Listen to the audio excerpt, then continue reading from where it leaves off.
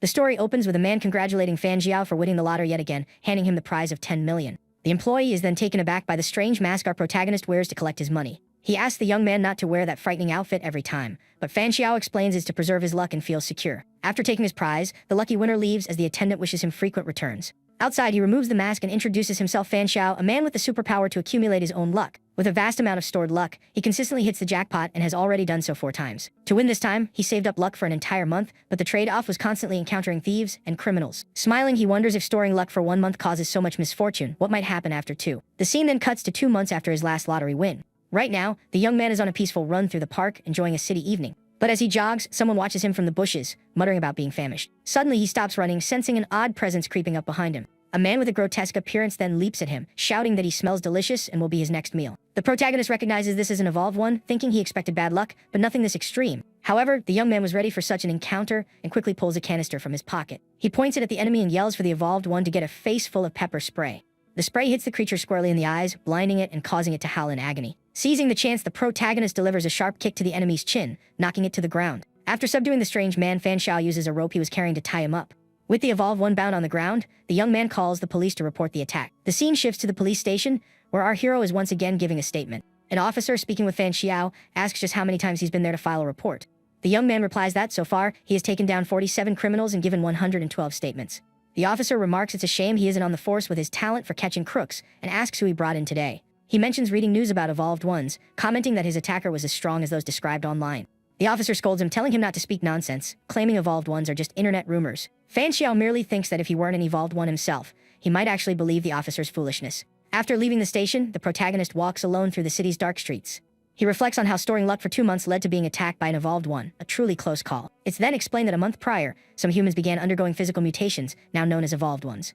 While he's lost in thought, a dog suddenly appears and starts barking at him. The protagonist stares back at the dog, his eyes filled with a serious, primal hunger. This terrifies the animal, which recoils in fear from the young man's intense aura. He then recognizes the dog as the husky belonging to an elderly neighbor, Grandpa Lee, but deep inside, his evolved instinct screams that the dog looks delicious and he should pounce. With immense effort, he resists the urge and sprints away, leaving a bewildered dog behind. Back home, he reflects that ever since becoming an evolved one, he feels a bottomless hunger for living things. He tries searching for information online, but all content about evolved ones has been scrubbed from the internet. The young man wonders if he'll eventually succumb to his instincts and become someone who preys on humans. But refusing to become a monster, he decides to use the 2 months of luck he's accumulated to fix this. An energy of luck starts swirling around his body, filling the room with an intense light. Suddenly, the young man is utterly stunned by what materializes before him. A system screen appears, congratulating him for qualifying for the evolution game as a preparatory player. The screen then displays the available classes for him: Unlucky One, Dark Knight, and Assassin. The protagonist feels the Unlucky One class is a poor choice, and Dark Knight is far too cringy. Through elimination, he decides his best option is the Assassin class. The system congratulates his choice and informs him he's earned an opportunity to develop a talent. He smiles, remarking that luck is a form of strength, and he just happens to have 2 months' worth saved up. Fan Xiao then focuses channeling all his accumulated luck to develop the best talent possible. Through this, he acquires a rank A talent called Assassin Angel, which wields the 7 deadly sins as weapons. Analyzing his new power, he understands he can now summon a combatant that can turn invisible and teleport. The young man is overjoyed, thinking that spending 2 months of luck on this was absolutely worth it. Next, his player panel appears on the screen, detailing all his information and stats. A 10-second countdown then begins for his first selection mission. The moment the countdown hits 0, his body is engulfed in light and teleported away. The system screen announces that the selection trial for his new alias, Seal, has officially started. Shortly after, the mission details appear, explaining he's been sent to an abandoned city teeming with monsters. The protagonist suddenly materializes in the middle of a deserted street, shocked by the abrupt change of scenery. Still dazed, he pushes himself off the ground, trying to process what just happened. He realizes his self-defense kit is gone, concluding it was removed for game balance. Entering what appears to be a warehouse, he finds others. One of them mentions they all received the game notification. An executive asks a student if his mission is also to locate the station, and the young man confirms it. Nearby, a hooded man denies reality while a middle-aged man and a frightened woman watch him. There are also 2 student sisters. The younger asks what to do now as her older sister comforts her. The middle-aged man approaches the green-haired girl, telling her not to be afraid because he'll protect her. However, his intentions make her uneasy, and she screams for him to back off immediately. In her hurry to get away, the girl stumbles and falls, startled by the man. She sits on the ground, wincing in pain from the fall she took while trying to flee. Seeing her in this state, the middle-aged man's expression turns strange as he starts to drool. But before he can act, the hooded young man interrupts, stating the dungeon mission is their top priority. The older sister announces it's 7:38 in the morning, meaning they can leave the shelter. The green-haired woman suggests waiting until 8 or 9 to ensure the monsters are inactive. Our hero then interjects, advising against wasting time due to a hidden mission timer. He explains that since the city is abandoned, their stamina will dwindle without supplies. The green-haired woman apologizes for not considering that and grasps the severity of their situation. The executive agrees with Fan Xiao, admitting he hadn't thought about food and they need to move. With that, the entire group of 8 people bands together and heads out of the shelter. As they walk, the protagonist notices the older sister's doll, wondering if it's a special item. He also suspects there could be another evolved one among them with the same cannibalistic urges he has. The man in the suit is equally wary, thinking those who hide their faces are the most suspicious. Finally, they all exit the building into the courtyard just outside the safe zone. Upon reaching the main street, they find the city deserted and littered with skeletal remains. The executive complains about the city's massive size, saying the search for the station will be time-consuming.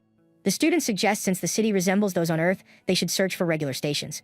But the executive retorts that they have no idea where the stations are, a point the young man concedes. The man in the suit then glances at Fan Xiao, thinking his logic is sound and can't be dismissed. He approaches the protagonist and amicably asks what he should call him. The young man gives a fake name, Fan Jianqiang, and the executive asks for the next step. Our hero states they need a map and suggests checking subway entrances for one. The hooded man notes that piecing maps together would be tough, but Fan Xiao clarifies they only need a few key locations. The executive agrees they have no alternative, and the student is eager to begin the search. Meanwhile, the large man tries to sidle up to the sisters, but the older one sharply tells him to scram. Half an hour later, the group finally locates a subway entrance in the heart of the city. Upon arrival, they see the entrance is pitch black, sparking fears of monsters lurking below. Fan Xiao then pulls a match from his pocket, prompting a surprised executive to ask where he got it. Using the match, the protagonist lights an improvised torch he had prepared to light their way.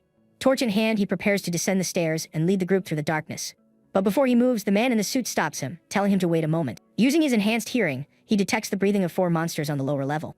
The student is stunned, asking if that sharp hearing is his special talent. The executive looks confused and asks what a talent is, leaving the young man even more shocked by his ignorance. Fan Xiao then asks what animal he hunted, and the man reveals he preyed on a dog to survive. He explains he couldn't bear the predatory urge, and his hunger vanished after consuming the animal. As a result, he gained dog-like ears and the animal's highly developed hearing and sense of smell. The student is impressed by the story, while the executive mentions his own hunger subsided after becoming a player. Our hero then asks what it feels like to eat a raw dog, making the man suspicious. The young man claims it's just curiosity, masking his true intent, so the executive remains unsuspecting. The hooded man then approaches and secretly asks if he has ever considered preying on people. This question leaves the executive utterly horrified and shocked by the suggestion. The man with dog ears is left stunned and speechless by the terrifying question. Frightened, he backs away from the protagonist, asking how he could harbor such a monstrous thought. By analyzing the man's micro-expressions, our hero concludes he isn't lying and poses no threat. He then dismisses it as a joke, adding that perhaps some evolved ones do prey on people. The student lets out a sigh of relief, saying the protagonist's joke nearly gave him a heart attack. The green-haired girl suggests finding another subway entrance, since this one contains monsters. But Fan Xiao argues that if monsters avoid light, other subway entrances will likely have enemies too. The executive sees the protagonist's point and tells them to press on. The green-haired woman refuses to go, paralyzed by fear, and the large man yells at her, calling her crazy. The student and the hooded man also suggest finding another entrance, hoping it will be clear of monsters. Fan Xiao ignores the debate, announcing he'll find the map himself while they figure things out. He thinks that encountering danger would be a perfect opportunity to test his rank A talent's effectiveness. The protagonist then descends the stairs alone, torch in hand, and begins exploring the dark subway tunnels. A moment later, the executive and the 2 sisters come running after him, telling him to wait up. After catching up, the man in the suit explains they decided to join him in the search for the map. The older sister adds that she needs to see the map for herself, and Fan Xiao commends her caution. Our hero claims to have a photographic memory and asks them to turn away so he can memorize the map undisturbed. Suddenly, the younger sister is startled by something and clings to her sister's arm in terror. She points into the gloom, screaming desperately that there's a monster right there. They look where she's pointing and see a massive red creature sleeping soundly on the floor. Very carefully, the group flattens themselves against the wall to avoid waking the beast as they search for the map. Our hero then gets a brilliant idea to resolve the situation without a fight. Smiling, he tells the group they can stop, as he's already found the map. The young man then illuminates the wall with his torch, revealing a giant map of YB City. Back outside, the older sister asks if he truly memorized everything in just a minute. He replies that it was subconscious memorization and begins sketching a copy of the map on the ground for them. The girl is astonished, as his drawing perfectly matches what she managed to remember from the map. Just then, the rest of the group that stayed behind finally arrives, finding the 4 of them.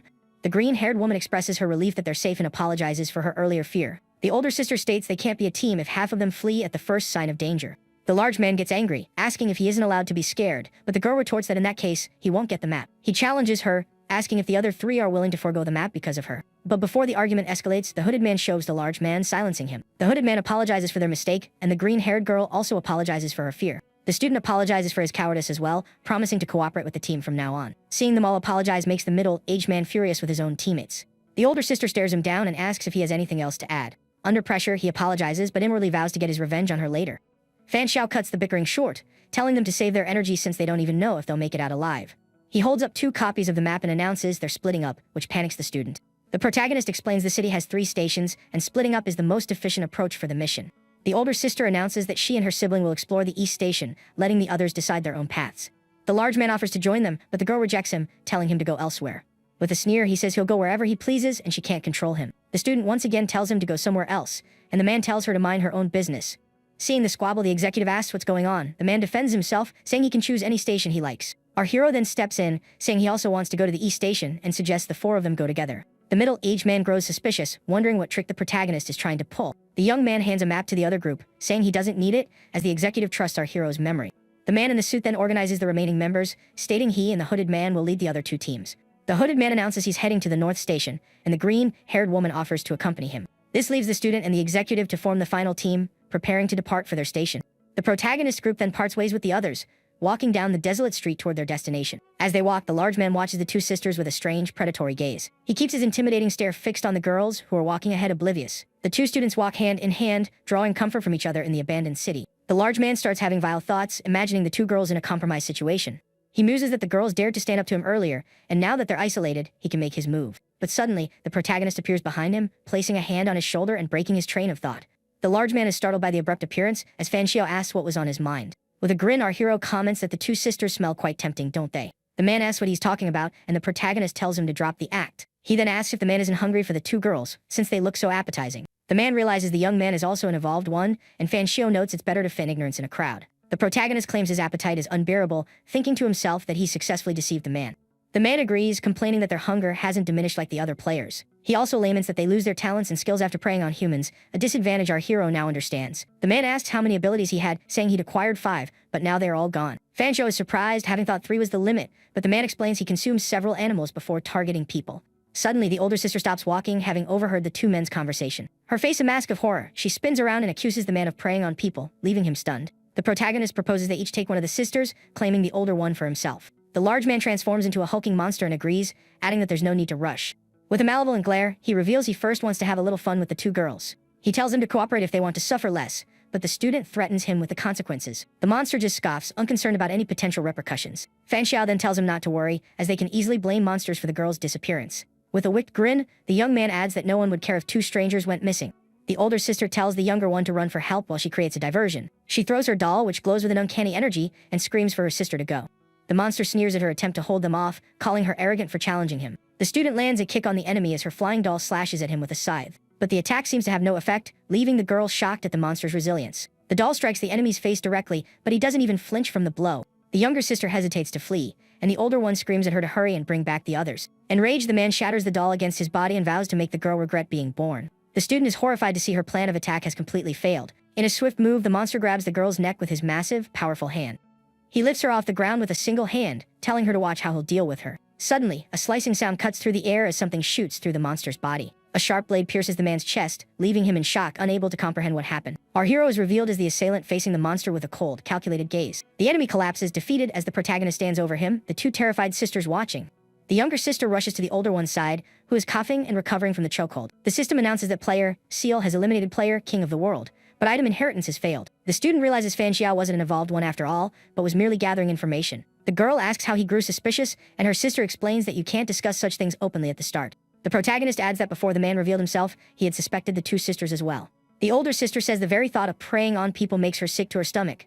She then suggests they introduce themselves properly now that the immediate threat is gone. The girl introduces herself as Lu Jinny and her younger sister as Lu Beiji, extending a hand to our hero. The protagonist sticks with his fake name, Fan Jianqiang, though the girl seems unconvinced. She asks if splitting up was a ploy to expose the monsters, and he confirms it was to remove the threat from their team. This makes the younger sister realize there could be other cannibalistic evolved ones among the players. He then announces they're going after the hooded man and the fragile woman's group, confusing the sisters. The young man explains he suspects they are monsters, and Lu Ziding asks which one he's more wary of. He admits it's just a hunch, and they still need to confirm who the real monster is. With that, the trio takes off, running through the deserted city streets in pursuit of their next target. They move swiftly through the alleyways, trying to locate the hooded man's group as quickly as possible. Suddenly, they spot the hooded man and the woman running towards them, looking relieved to be saved. The girl screams for help, crying that there's a monster, and our hero remarks that their timing is perfect. But to everyone's astonishment, they both start accusing each other of being the true people-eating monster. Fan Xiao assesses the situation and asks if either of them has proof to back up their claims. The hooded man displays a wound on his arm, claiming the girl bit him and tore off a piece of flesh.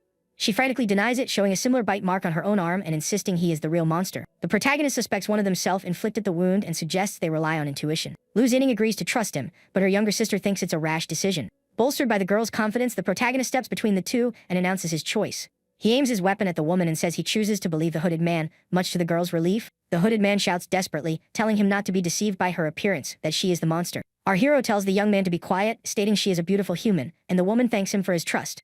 He then approaches the girl, reassuring her not to be afraid because he is definitely on her side. But in a flash, the older sister attacks the woman from behind while the protagonist holds her in place. The woman is stunned, pierced from behind with no chance to react. In agony, she screams, realizing the two were acting to trick her and catch her off guard. Lu Zinning asks if he wasn't worried she wouldn't catch on, and he replies he trusted she would know what to do. The girl is impressed by his intelligence and courage, and by the fact he trusted her without any warning. With the plan a success, our hero yells for the monster to finally reveal its true form. Seething with hatred and rage, the woman's face contorts into a demonic, terrifying visage. She transforms into a bizarre, giant monster, swearing to torture them to their last breath before devouring them. He realizes this monster is stronger than the last and shouts for the girl to fall back to a safe position. The furious monster begins chasing them through the streets, roaring for the pair of dogs to stop running. The pursuit leaves a trail of destruction across the city, with explosions and smoke billowing everywhere. Lu Zinning asks if he has a plan, but the young man tells her not to worry, as reinforcements are coming. Suddenly, the protagonist stops running and turns to face the creature charging at him. With a confident smirk, he announces that the reinforcements he was waiting for have finally arrived. He then taunts the monster, saying he admires its courage for making such a scene, and asks if the area looks familiar. The creature is baffled by the question and glances around, trying to make sense of the situation. Then, the silhouettes of 3 other monsters appear, and our hero confirms this was his trap all along. The red creatures pounce on the green monster, who curses the wretches as they attack. Lu Zinning now understands the attack on her leg was meant to slow her down and lure the other monsters. He roars for the creatures to get lost, saying he has a score to settle with the players first. With the monsters preoccupied, the protagonist declares it's time to end this whole mess. He then summons his special talent, the Assassin Angel, which materializes amidst crackling lightning and purple energy. The angel surveys the monster brawl and excitedly remarks that it has found several new toys to play with. With a triumphant shout, Fan Xiao points at the monsters and commands his angel to attack. The summon then streaks towards the green monster, which is still entangled with the others. The creature notices the angel's approach and looks up, completely surprised by this new foe.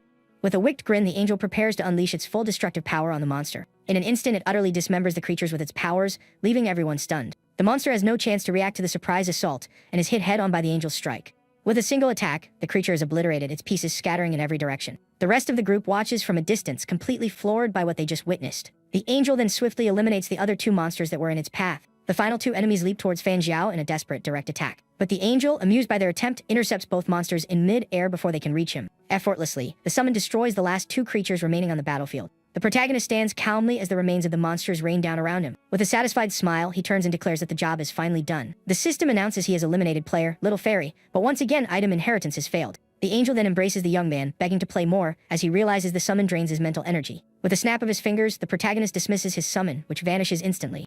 Lu Zinning, in shock, asks if that was his talent. The young man explains it's a cruel angel, which is why they were frightened. The student notices the hooded man's wound is healed and asks whose healing talent that is. The younger sister reveals the rank C healing talent is hers, capable of mending even fatal wounds in seconds. Fan Xiao then asks Lu Zinning about her doll manipulation talent, which she confirms she possesses. She explains the doll was considered an extension of her body and asks if they will resume the search for the station. He says there's no need, as he already knows its location, and they should regroup with the others first. Back at the shelter, the student grumbles that the protagonist's tactical mind has turned the game into a witch hunt. The executive defends him, saying it was a stroke of luck they uncovered a hidden cannibalistic monster on their team. Our hero then announces he's brought the solution to their mission, leaving the man in the suit confused. He reveals the bodies of the monsters he defeated, and the student complains about the effort it took to haul them back. The executive grasps the plan, saying that with the newspapers he gathered, they can piece together what happened in the city. The protagonist says he has good news and bad news, asking which they want to hear first. The man with dog ears replies that he'd rather get the bad news out of the way. The young man points to a monster, and the others observe that the creature is strong but sensitive to sound and prefers darkness. The hooded man says they need to prepare for it, but Fan Xiao cuts him off, saying he's missing the point. Lu Zinning then notes that the monster's body shape is strikingly similar to a normal human's. With a smile, he confirms their suspicion, revealing that those creatures were originally human. The student and the executive are utterly shocked by the revelation, unable to believe it. The hooded man understands he dissected the monster to confirm its organs were human. The university student panics, asking if it's a zombie apocalypse, but our hero corrects him, calling it evolution crisis. The executive concludes they're in a parallel world, a fact Fan Xiao confirms by showing them the newspapers. The articles detail the dawn of a new evolutionary era, with humans hunting animals to grow stronger. The student falls into despair, fearing their world is destined for the same tragic fate. The rest of the group is also terrified of what's to come, with the younger sister lamenting never having found a boyfriend. Our hero tells them not to be so pessimistic, as this apocalyptic outcome could actually be a warning for them. Lu Zinning is intrigued by this statement and asks what he means by a warning. He explains the dungeon is showing them a possible future, and they've been selected to be the agents of change. The student and the executive get excited, asking if they are meant to be saviors of the future and guide it correctly. The older sister watches the protagonist, thinking that despite his arrogance, his ability to rally everyone is quite charming. The executive asks if that was the good news, and the protagonist shakes his head. He then reveals the good news is that he has deduced the location of the space-time station. The young man challenges the others to guess the location based on the clues he's already provided. The student admits he's terrible at riddles and scratches his head, stumped. The man in the suit deduces the clues point to the most dangerous place where the city's population was densest. The hooded man suggests dark places like parking garages or sewers, since the monsters favor darkness. The younger sister then ventures a guess, asking if the location could be the city zoo. Our hero praises her guess, saying her answer is very close to the mark. Lu Xining then concludes that the only two logical options are the city's zoo or its aquarium. She explains the most dangerous place is where the dungeon boss is located, blocking their exit. The student asks in confusion why the zoo or aquarium would be the station's location. The executive explains their reasoning was flawed. They should have been thinking about how humans became monsters. It was because they consumed too many other animals, leading to excessive mutations and a complete loss of sanity. And the places with the highest concentration of animals in a city are the zoo and the aquarium. Perfect layers for a boss. These two locations are the most likely to have spawned a powerful dungeon boss for them to confront. With a confident smile, the protagonist confirms their theory, stating the correct location is the aquarium. He presents the city's final newspaper, which reports a disaster at the aquarium and the emergence of a monster. The student realizes the young man knew the answer all along and was just building suspense. The man with dog ears remarks they're in for a tough fight and hopes the boss isn't too powerful. The hooded man doubts the boss could be stronger than the protagonist and watches him intently. Our hero notices the hooded man's anxiety and asks if he's worried about the upcoming fight. The young man confirms, but inwardly he's actually afraid the protagonist might snap and attack them all. Fan Xiao says that based on his deductions, they won't need to fight the dungeon boss directly. Lu Xining understands the plan. They will use the monster corpses as bait to distract the boss. The executive is eager to set off, but the protagonist insists they rest and recover their strength first. The man in the suit questions this decision, pointing out it's still early, but the young man is firm. Our hero says he's tired and they won't leave until morning, though he won't stop anyone who wants to go ahead. He knows he can't risk facing the boss before his angel's cooldown period is over.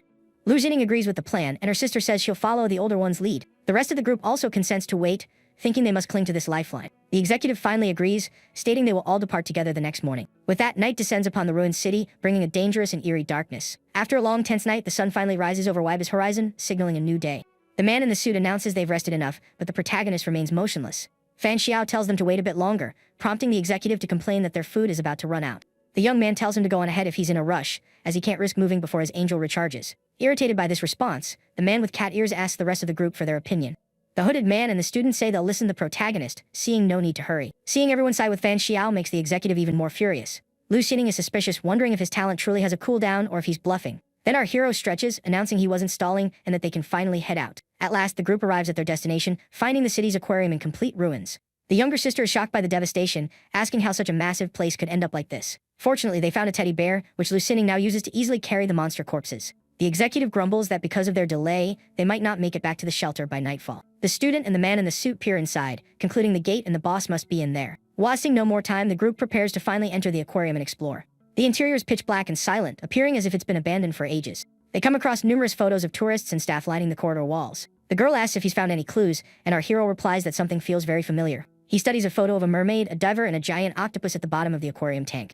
The younger sister remarks sadly that the place must have been beautiful before its destruction. Suddenly, the student shouts excitedly that he's found a complete map of the aquarium. On the map, they pinpoint the exact location of the space-time gate marked with a code. With the location secured, the group wastes no time, running excitedly towards their ultimate goal. They soon arrive in a vast area featuring a giant pool with a platform in the middle. There in the center of the pool, they finally spot the space-time gate shimmering atop the platform. The executive warns them not to celebrate yet, as his enhanced hearing picks up something large in the water. Likely the boss. He calculates that if the bait can distract the monster, they can swim the 20 meters to the platform. But to everyone's shock, the younger sister reveals she can't swim, leaving the executive stunned. Our hero offers to carry the girl and asks if her sister can use her puppet to fly them over. Lu Xining explains that flying some would be too slow and cumbersome, swimming is their best bet. The executive argues they can't be held back by one person and suggests leaving her behind. He says that as an intelligent person, she should understand the danger of bringing along a non-swimmer. Fan Xiao intervenes, insisting they must take her to avoid greater complications. He explains that if left behind, she might panic and alert the monsters, jeopardizing the entire plan. The man in the suit is rendered speechless, knowing the protagonist is right about the risk. The younger sister offers to stay, but the older one declares that if she doesn't go, no one does. The situation grows tense, and our hero asks the younger sister what she wants him to do. Without waiting for a reply, he sweeps her up into his arms, leaving the girl surprised and blushing. He states that abandoning the weak isn't the right choice, and that they will succeed together. The younger sister thanks him with a smile as he tells everyone to prepare to enter the water. The executive concedes and readies himself to execute the plan with the others. They then toss the monster corpses into the water as bait to draw the boss's attention. The body parts float in the pool, creating a gruesome and unsettling scene. The bait works, the remains begin to be dragged down into the murky depths. Suddenly, giant red tentacles erupt from the water, seizing the corpses and pulling them under. The pool's surface churns violently as the monster moves below. The student and the hooded man scream in terror as the massive boss finally makes its appearance. Seizing the distraction, our hero yells that this is their chance to cross. The group leaps into the water without hesitation, swimming as fast as they can toward the platform. Our hero tells the girl in his arms to hold her breath as he dives with her into the water. He then senses something amiss in the water and glances back suspiciously. The group continues swimming together through the dark pool, pushing for the other side. Suddenly, the protagonist realizes someone is missing and spots the executive with a malevolent grin. The man in the suit holds up a block of stone, saying the protagonist is right. He does have a choice. With a flick of his wrist, he hurls the stone into the water to draw the monster's attention. The group. The splash attracts the boss, which now turns its focus toward the players swimming in the pool. The younger sister sees this and desperately asks what is happening. The executive reveals he doesn't want anyone else getting out alive, and that he'll be the first to make a move. The student curses the executive, calling him a scoundrel and asking what they're supposed to do now. The monster's tentacles lash out, grabbing everyone with immense force. They are all hoisted into the air by the tentacles, left dangling with no hope of escape. Our hero declares there's no other option. They have to fight the monster to survive. The monster then fully emerges from the water, roaring furiously at the players who dared to challenge it. Taking advantage of the chaos, the executive shouts that now is the time and dives into the water to make his escape. Lu Zining, trapped by the tentacles, braces for the worst. She remarks that if the man in the suit tried to betray them, he won't escape the monster either. The protagonist yells at her to ignore him and use her ability to pierce the monster's eyes. Using her puppet control technique, the teddy bear lunges and attacks the monster's eyes with force. The monster bellows in pain from the attack and flings everyone into the water to dislodge the teddy bear. The hooded man shouts in alarm that the student is about to be taken out, urging Fan Xia to do something. But the protagonist tells him to wait a bit longer, as the younger sister blames herself for being useless. Lu Xining wonders why he won't act, questioning what he's waiting for with his powerful abilities. Meanwhile, the executive nears the gate, thinking that sacrificing the others is the only path to victory. But suddenly he loses control of his limbs and wonders what's happening to him. He then hears a beautiful song and wonders who could possibly be singing in a place like this. A giant mermaid appears in the water and seizes him, revealing herself as the true dungeon boss. The creature embraces him with a smile, dragging him down into the depths, never to be seen again. With a mouthful of razor-sharp teeth, the mermaid mercilessly devours the man in an instant. The pool water grows still and silent after the traitorous executive's demise. The other monster begins furiously attacking the teddy bear to avenge the earlier assault. Lu Zining demands to know why Fan Xia still hasn't acted, asking if his ability hasn't recharged. He urges her to be patient, telling her to wait just a little longer for his plan to unfold perfectly. The pool water starts to bubble, and the protagonist watches the movement in front of him intently. With a focused gaze, he says he has finally found what he was searching for in the depths. He then summons his assassin angel, which rises from the water, radiating a dark, powerful energy. Our hero points at the monster in the water and orders his angel to go and finish it once and for all. The summon smiles, remarking that it likes the monster's powerful aura and that it has finally found its prey. The angel dives into the water, creating a massive whirlpool that pulls the mermaid into a confrontation. Glowing with a pink light, the angel prepares to strike the mermaid with its full destructive might. The summon then soars toward the mermaid, who also readies herself for the underwater battle. The mermaid uses her powers to paralyze the angel, leaving it motionless and helpless in the water. The other monster seizes the opportunity, attacking the rest of the group with its tentacles. Our hero then draws his sword, preparing to fight the creatures alongside his angel. He slices through the tentacles, yelling for the monster to perish as he strikes with his sharp blade. He then pierces the monster's chest with a precise and deadly blow, right through its core. The protagonist holds the sword steady as the monster shrieks in agony from the wound. In a flash, the angel breaks free and severs the tentacles that had ensnared the other players. The summon then delivers a final, decisive blow to the monster's head. The attack completely vanquishes the creature, and our hero and his angel land victoriously. The monster's remains sink into the water, turning the liquid a murky, turbid red. With the enemy defeated, the two sisters embrace, relieved and overjoyed to have survived. The system congratulates player Seal for slaying the boss and announces he will receive an exclusive reward. With a sigh of relief, our hero declares that the dungeon mission is finally over. Lu Zining then asks how he knew another monster was hiding in the water. He replies it was just a hunch, recalling the familiar photo he had mentioned earlier. The young man explains he had seen the couple from the photo in newspapers related to the aquarium. The newspaper identified the man as a dangerous target who had consumed most of the aquarium's creatures. Our hero therefore deduced that a human who consumes an octopus becomes an octopus monster. He then theorized that the man in the photo hadn't consumed humans, implying another monster was present. Lu Zining gets annoyed, saying he knew everything all along and even goaded the executive into betraying them. The protagonist argues he didn't force him, the man chose to betray the group to save himself. He explains that in a place like this, people's darkest impulses are brought to the surface. Lu Zining admits that if he had abandoned her sister, she might have done the same thing for revenge, but the girl adds that she knows her sister will always be fine, no matter what. Our hero asks where she gets such confidence in her younger sister's luck. She explains her sister has always been lucky, surviving perilous situations is nothing new for her. The young man's interest is piqued by the girl's luck, and he suggests they discuss it privately later. He then considers that maybe his own luck attribute isn't so unique, and that he needs to investigate further. He realized that since arriving here, his luck has been accumulating 10 times faster than normal. This means that in just 2 days, he has amassed the equivalent of 20 days worth of luck from the outside. With that thought, he prepares to leave, but Lu Zining stops him, asking him to wait a moment. Our hero turns back, confused by the girl's slightly embarrassed demeanor. She suddenly bows deeply in gratitude, shouting his fake name in thanks. The rest of the group thanks him as well, and he finally reveals his real name is Fan Xiao. Lu Xining is irritated to learn even his name was a lie and grumbles in frustration. The student finds the name familiar, and the protagonist explains he's been in the news for apprehending criminals. The girl observes him, thinking he's a terrifying individual due to his skills and his ability to manipulate everyone. The younger sister then asks for his contact information, and he agrees to exchange details with her. Liu Beiji says she'll call him, and the two sisters bid farewell before stepping through the exit portal. The student praises the protagonist, calling him admirable yet slightly frightening. The final two members say their goodbyes and also pass through the portal, returning to their own world. The system informs him that players are sorted into 3 categories based on what they've consumed. Since Fan Xiao consumed no animals, he is granted the status of a white named noble player. He is suddenly teleported back to his house, realizing the mission is complete. He notes that time within the dungeon is compressed and that his items have returned to him. With a smile, he realizes his insatiable hunger is gone. He's been cured of his predatory habit. He then checks his reward, seeing he's gained various items and 5,000 game coins. For defeating the final boss, he also received a CDE grade item, the Sanguine Earring. He decides to examine the boss reward first and claims the item. The earring materializes and fastens itself to his ear, glowing with a crimson energy. The item's description explains it allows him to control his own blood and solidify it into weapons. He feels a surge of power and realizes he's gained a very useful new combat ability. Next, he grabs the evolution potions and downs them all at once to boost his powers. With his body now strengthened, he feels confident he can face monsters head-on. His player panel updates, showing his level has increased, and he's gained an opportunity to upgrade his talent. He's thrilled to see his evolution rate has increased, and that he can enhance his assassin angel. Suddenly, his phone rings with an unknown number, piquing his curiosity. He wonders if it's Liu Beiji calling, or perhaps a notification about a new dungeon. He answers and a familiar voice introduces herself as Liu Sinning, thanking him again for his help. The protagonist asks if she's only calling to say thanks, and the girl hesitates. She then remembers his interest in her sister's extraordinary luck. He asks about the secret to her luck, and the girl begins to explain. Our hero's expression turns serious. If there's another person like him, he must take it seriously. She recounts how, since childhood, her sister has been in numerous accidents but always emerged unscathed. Liu Beiji chimes in, saying her sister is exaggerating a bit to impress him. The young man understands her luck is merely anecdotal, with no concrete proof. She then asks about his talent, but he skillfully deflects the question, unwilling to reveal his powers. He feigns offense, saying there's no need to talk further if she only wants to pry for information. Liu Sinning clarifies that the tickets they received are dungeon invitations, suggesting they could tackle one together. The girl gets annoyed, thinking he's still wary and doesn't fully trust them. She reveals she has tickets to the zoo, and he mentions he has 3 for different locations. They compare rewards and realize the protagonist received more due to his higher ranking. Liu Sinning proposes they team up for the zoo dungeon since they both have a ticket for it. He agrees, telling her to call when she's ready, and they say their goodbyes before hanging up. The young man thinks that having 2 reliable teammates, one of whom is a healer, isn't a bad idea.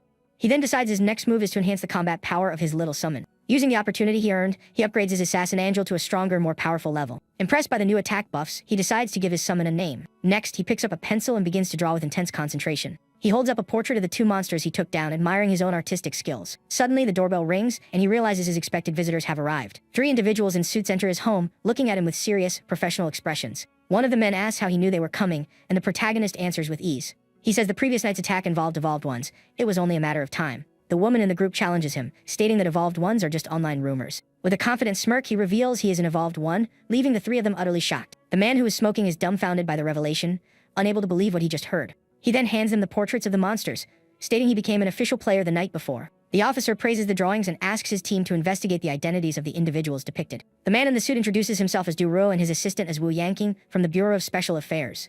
They reveal they are from a special government department created to handle evolved ones and players. Their organization is responsible for all matters concerning evolved ones in the evolution game. The officer complains that the young man always gets mixed up in strange affairs, and Fan Xiao asks if he knew nothing. He then displays his player code, revealing himself as a white named player. Du Ruo inquires about the other players, but the young man refuses to disclose their identities. He says he would only cooperate under official orders, but the agent tells him there's no need for tests. With a smile, he explains that the emergence of players will disrupt the world's social fabric. He says the agency aims to recruit all players, and joining them offers nothing but benefits. Our hero replies that he'll consider the offer, weighing the advantages of joining. Du Ruo leaves his card with his contact details and a password for the agency website, telling him to call when he decides. Before leaving, the agent thanks him for the information and asks his assistant to use her talent. She confirms Fan Xiao's player code is authentic, and Du Ruo remarks that he will be a great asset in the future. He then asks her to request intel on the young man's next dungeon, stating he wants to observe him. With that, Du Ruo signals the sniper and combat teams on standby to withdraw. A sniper had been positioned on a nearby rooftop, ready to act at a moment's notice. He receives the order to cancel the operation and prepares to leave with his equipment. Suddenly, the protagonist's summon appears behind him with a grin, poised to strike. She approaches, and the sniper asks if they're pulling back, telling her not to get carried away and to return promptly. The summon returns to the apartment, complaining that Fan Xiao didn't let her take out the man. He explains they meant no harm, so they couldn't make the first move against them. With a smile, the protagonist readies himself for the next dungeon, ticket in hand. The ticket displays the details of the upcoming mission, a hotel at the Rose Street station. That same evening, the young man stands atop a tall building, surveying the city below. He approaches the edge, preparing to test the new abilities of his enhanced summon. The angel complains that he's heavy but lifts him into the air, flying a few meters above the building. The summon then gripes that the new conceptual weapon is merely a useful tool for travel and killing. He tells her to rest and dismisses the summon, contemplating his next moves in the game. With his abilities tested, he takes out the new dungeon ticket and prepares for his next mission. The ticket begins to smolder as the system announces the space time train will arrive in 5 minutes. He is then teleported to a train station, realizing that this time, he wasn't sent to a shelter. Suddenly, a voice asks if he's also there for an instant, surprising him. He turns to see Duruo, who smiles and says he couldn't resist his curiosity and had to try it once. Our hero doubts it's a coincidence and asks how many times he has actually done this. He asks if it's possible they're in the same instance, and Duruo begins to explain. The agent says the chances are slim, as the train stops at many stations with numerous instances. Fan Xiao inquires about the ticket exchange platform, and the man explains its function. Duruo tries to recruit him again, inviting him to join the agency to learn more. Suddenly, a voice announces the train's arrival, and boarding information flashes before them. As the train pulls into the station, boarding precautions are listed for all players. The agent reveals he is also heading to the auspicious hotel, and the protagonist confirms he's going to the same place. He finds it too coincidental and suspects the agency is monitoring him, but decides to stick to the plan. The two then board the train and take their seats for the journey to the next dungeon. He notices other players on the train and that the rules don't prohibit conflict between them. A flight attendant approaches and hands him a menu to browse the food options. The young man is taken aback by the price of coffee, but Duruo offers to pay, citing his status as a high-level player. He then accepts a cup of coffee and begins to drink it calmly while perusing the menu. The protagonist notices a company logo at the bottom of the cup, which intrigues him. Duruo explains that everything here is real, not just a loading screen before the dungeon. He suggests this place is likely a nexus where various space-times intersect. This implies that the train's passengers could come from worlds entirely different from their own. Our hero recalls the dungeon's code, and the agent explains the significance of each part of the number. He reveals that Earth is coded as partition 010, and every world's starting station is A1. The protagonist mulls over the concept of parallel universes being categorized by codes when an announcement breaks his train of thought. The announcement warns that a member of an assassin organization has been spotted at this space-time node. It offers rewards for any information about this extremely dangerous super player. He concludes the game company doesn't have absolute control and that player-run organizations exist. Fan Xiao asks about rank as players, but Duruo retorts that he isn't an encyclopedia. Suddenly, a voice announces the train has reached Rose Street Station and instructs passengers to disembark. As they get off, the protagonist wonders what would happen if they simply stayed on the train. Duruo replies that breaking the rules comes at a cost, and one needs the skill to afford it. With that, both are enveloped in light and teleported from the station to the next dungeon. They materialize in front of a grand hotel with an imposing, old-fashioned architecture. The system announces the start of the auspicious hotel instance, and they brace for the mission. The hotel's backstory is revealed. A body was discovered hidden inside one of the mattresses. The case was a homicide with the body concealed, which triggered a series of disturbing events. Afterward, strange occurrences began, with guests reporting sightings of a woman in a red dress. Guests started vanishing, their bodies later found stuffed inside the mattresses of their rooms. Panic spread as everyone came to believe the victim had become a vengeful spirit haunting the hotel. Mission tips indicate the spirit is active at night and only one guest is permitted per floor. The mission objective is revealed: survive in the hotel for 3 days. Our hero finds the premise cliché. Other players begin to appear in front of the hotel, joining the group for the mission. They look around, seeing that more people have been summoned to this same instance. Duruo notes that everyone seems to have arrived and readies himself for the dungeon's start. A woman states they are the last group, bringing the total number of participants to 12. A young man suggests they enter the hotel, but a woman stops him, saying they can't go just yet. She shouts suspiciously, demanding to know if any of them are cannibal players in disguise. The woman insists they must prove they aren't monsters and declares she won't enter the hotel otherwise. She firmly repeats her demands, saying anyone else can enter, but she'll be staying outside. A young man gets irritated, asking why he should have to prove anything to her and calling her an idiot. The woman immediately accuses him of being one of the cannibal monsters, and the two start to argue. She then begins pointing at other players, accusing them of being people eaters and creating chaos. A bald man suggests they should eliminate the threat early to avoid being devoured later.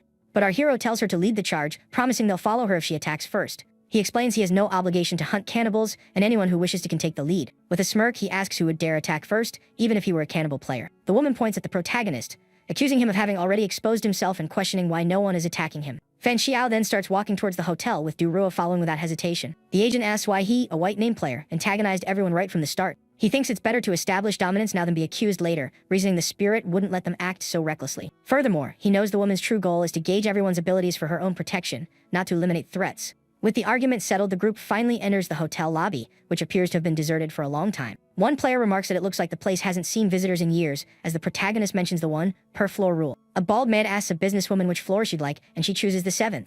Another man approaches the same woman, proposing they team up for mutual protection. The group begins to bicker over floors, with one girl wanting the 2nd for an easier escape route. Fan Xiao suggests they scout each floor for clues before choosing rooms, and Duruo agrees they should split up.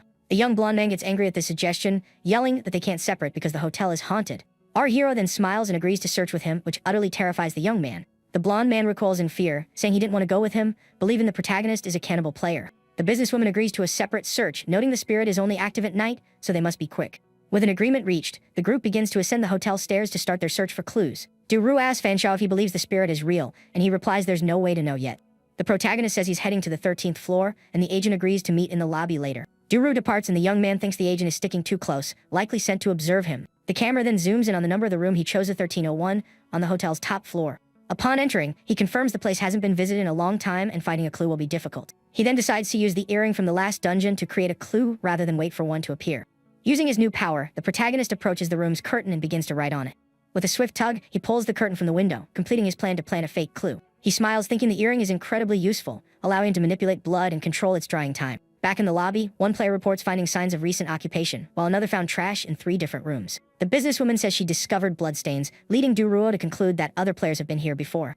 The young blonde man says he found nothing noteworthy, and another player asks if they're missing someone. At that moment, Fan Zhao appears at the top of the staircase holding the curtain, announcing he's found a new clue. He unfurls the curtain for all to see, revealing a chilling message scrawled in red. One player recoils in fear, asking if it was left by former players whose heads were taken off. The businesswoman deduces the spirit is the culprit, as the mission description mentioned a female entity. The other woman then asks if the previous players were all eliminated by that monster. Our hero theorizes that the spirit knocks on its victims' doors to mark them before its final attack. Duru connects the dots, realizing only marked individuals perish, and the blonde man complains it all comes down to luck. The bald man suggests they band together to face the spirit, as depending on luck is a poor strategy. Another player agrees, saying that if they stick together, the spirit won't be able to handle them. But the woman in green reminds them of the one per floor rule. Violating it means becoming the first target. The protagonist glares at her scornfully, accusing her of trying to drag others down with her. He then states coldly and directly that she can forget about breaking the rules. The woman, confused, asks the group what he means by that. He explains that if they stay together, everyone will be attacked, but if they stay alone, some might survive the 3 days. She thinks the signs of a struggle imply the spirit doesn't finish its victims instantly, meaning they can fight back. The man with the tattoo declares he'll stay alone, and the bald man agrees, trusting his own luck. The businesswoman then decides everyone must follow the rules and stay in their rooms alone. Our hero tells them to go to their rooms, adding that anyone who wishes to violate the rules is free to do so. The woman accuses the young man of being a cannibal, but another player tells her to shut up and not drag them into it. He thinks that if they break the rules, the game itself will eliminate them before the spirit even shows up. With a smirk, he muses that it doesn't matter if a spirit exists, since he has his own to fight on equal footing. The businesswoman suggests she and the bald man take rooms on adjacent floors to help each other. The other young man also suggests they occupy neighboring floors for mutual support if something happens. The woman in green offers to take the 9th floor to ensure quick backup between them. With their alliance formed, the young man remarks that the more people cooperating, the better. The protagonist observes the group, concluding this small faction poses no immediate threat to him. He then considers that the quieter members could be a problem and decides to keep an eye on them. His attention suddenly locks onto one person in the elevator with him. He wonders why Duruo followed him to the 13th floor when his own room is on the 12th. The agent then says he needs to speak with him about something, which is why he rode up with him. They arrive at the door of room 1308 and prepare to go inside to talk. Duruo sits on the bed, noting there's still time before 9 o'clock and asking if they can chat. The young man agrees, but inwardly thinks the agent is incredibly rude for barging into his room. The agent asks if the bait he set to lure a cannibal player has yielded any results. With a smile, the protagonist replies it was just a long shot that might not pan out. He says no one took the bait, but he has his suspicions, pointing to the quiet young man, the bald man, and the tattooed man. Our hero explains the others are too conspicuous, making the 3 quiet ones the most likely suspects. Duruo then changes the subject, saying he didn't seek him out to discuss cannibal players. With a serious gaze, the agent asks directly if the protagonist was the one who forged the message on the curtain. Fan Xiao stares back, asking if the agent's mission isn't to impersonate the spirit and take people out. But he quickly dismisses it as a joke, adding that he trusts the agent, as officers don't harm innocents. Inwardly, however, he thinks that from 10 meters away his summon could eliminate Duruo instantly. The agent smiles, assuring him he didn't receive the spirit's mission, and that the young man can test him if he likes. The protagonist then says he believes him, and can explain why he forged the clue. He reveals the spirit's pattern was hiding bodies in mattresses, so he fabricated the idea of it marking targets. An illustration shows the fake clue involved an axe attack, whereas the real method was concealing victims. He explains that if the spirit follows his fake rules, it will expose itself as a player, who he will then attack first. The agent notes the young man's confidence, but he admits the entire plan hinges on the spirit being fake. Duru then hands him a Ranky item, an evolutionary paper cup telephone, to aid him. He explains the item allows communication within the same space, which our hero finds very useful. The agent tells him to signal if the bait works, but he's outmatched, promising to provide immediate backup. Before leaving, he asks why Fan Zhao is so certain the hotel's spirit is fake. The young man explains the probability is high as genuinely supernatural events rarely occur in Ranky instances. The agent wishes him luck with the bait and asks to be notified if anything happens during the night. With a confident smile, our hero tells the man in the suit not to worry about him. The scene shifts to 10 o'clock at night in a dark, eerie hotel corridor. The camera focuses on the door to room 902, where one of the female players is staying. The woman in green is huddled in her room, terrified, refusing to believe she could be so unlucky. Suddenly, a knock at the door echoes through the room, sending the girl into a panic. The knocking persists, and she realizes with dread that the spirit has finally come for her. Overcome with fear, she tells herself she just needs to keep the door shut and not open it no matter what. But as she looks up, she is completely horrified by what she sees on the ceiling. A ghostly figure with glowing red eyes hangs upside down, staring down at her. In an instant, the creature lunges, and the woman lets out a blood-curdling scream of pure terror. Outside the room, a loud thud resonates through the silent 9th floor corridor. In the adjacent room, the businesswoman also hears knocking and goes on high alert. With a serious expression, she readies herself for any threat that might appear. The scene then cuts to daytime at the auspicious hotel, as a new morning dawns for the players. Duru asks Fan Xiao if anything occurred last night, but the young man replies that he heard nothing. The agent yawns, suggesting the spirit might be real after all, and the protagonist suggests they go downstairs to check on the others. The two then take the elevator down to the lobby to regroup with the rest of the players. Upon arrival, they find most of the players are already awake and gathered in the lobby. A young man asks if this is everyone, and our hero wonders if anyone is missing. The purple-haired man points out that the punk couple and the woman who wanted to team up are gone. The businesswoman grows concerned, wondering if something terrible happened to the three of them. Suddenly, the bald man runs towards them, shouting that he had a close call. He yells furiously that the spirit knocked on his door, and though he signaled for help, no one came. The businesswoman and the quiet young man reveal that their doors were also knocked on last night. The bald man becomes even more enraged, accusing them of blatantly lying. The woman defends herself, saying she didn't act because she suspected the spirit was trying to trick her. He accuses her of making excuses, insisting she should have come to help without hesitation. The quiet young man then calls him a coward, pointing out that he didn't come to help either, despite the distress call. Our hero interrupts the argument, stating he also heard the knocking and asking if they think he would lie. He points to the curtain, reminding the young man that the message said the spirit knocks before attacking. The protagonist then turns to the group and announces he has a confession to make. With a smirk, he reveals that he was the one who forged the writing on the curtain. The rest of the group is utterly stunned by this revelation, unable to believe it. The purple-haired man gets angry, demanding to know why he forged the clue and what his motive was. He explains he created the fake clue to test whether a real spirit was haunting the hotel. With a confident gaze, the young man reveals his final conclusion: there is no spirit here. He explains a real spirit wouldn't follow a fake clue, which leaves only one other possibility. With that, he reveals one of the players has been assigned the mission to impersonate the spirit and attack the others. Everyone immediately starts denying and accusing one another of being the imposter, claiming they also heard knocking. The purple-haired young man accuses him of being the spirit, since he orchestrated the whole confusion. But he counters that if it were him, he wouldn't have confessed. He would have simply eliminated them last night. He concludes, therefore, that everyone is a suspect and their enemy is human, not a ghost. He reflects that the game is similar to Mafia or Werewolf, but with some crucial differences in its dynamics. Our hero muses that in Mafia, werewolves must strike at night, but here, the enemy isn't nearly as intimidating. The other players agree there's nothing to fear if their foe is human rather than a real spirit. He then says they must confirm the status of the three missing players as soon as possible. With a wicked grin, he unnerves them by reminding them the spirit stuffs bodies into mattresses, and they might be sleeping on one. The businesswoman and the quiet young man are horrified at the thought of sleeping on a mattress containing a body. He says that by finding the bodies, he can identify which player is posing as the spirit. The rest of the group agrees to search, and the bald man says it's for the best, as they can protect each other during the day. The protagonist then says he said all he needs to, and the choice to believe him is theirs. Duro watches him, thinking the young man is fascinating and wondering what his true plan is. Suddenly, the group hears a noise from upstairs and prepares to investigate its source. After searching over half the hotel, the young man wonders if the bodies aren't in the mattresses after all. He then feels an odd presence and realizes someone is approaching from behind. He turns to see a bald man with glasses holding a strange item. The protagonist is surprised to see this player, who stares back at him with a smile. The bald player asks what he's holding, seemingly confused by the strange item. He introduces himself as the owner of the ranky item called the arrogant doorknob, which can soundproof a room. Our hero now understands this man posed as the spirit and eliminated the other three players. The villain confirms he only eliminated the large woman. The punk couple was taken out by the game for breaking rules. The young man then asks why he wasn't attacked last night, since he was an easy target. The enemy reveals he has an item that displays his win rate, and against the protagonist, it was only 52%. With a smile, he asks why the villain chose to attack him now, and if he isn't afraid of failing. The man replies he has no choice and his win rate has climbed to 68% after acquiring new items. He then readies his attack, stating he only needs to eliminate 2 more players to win the mission. Our hero realizes the mission is to take out half the players,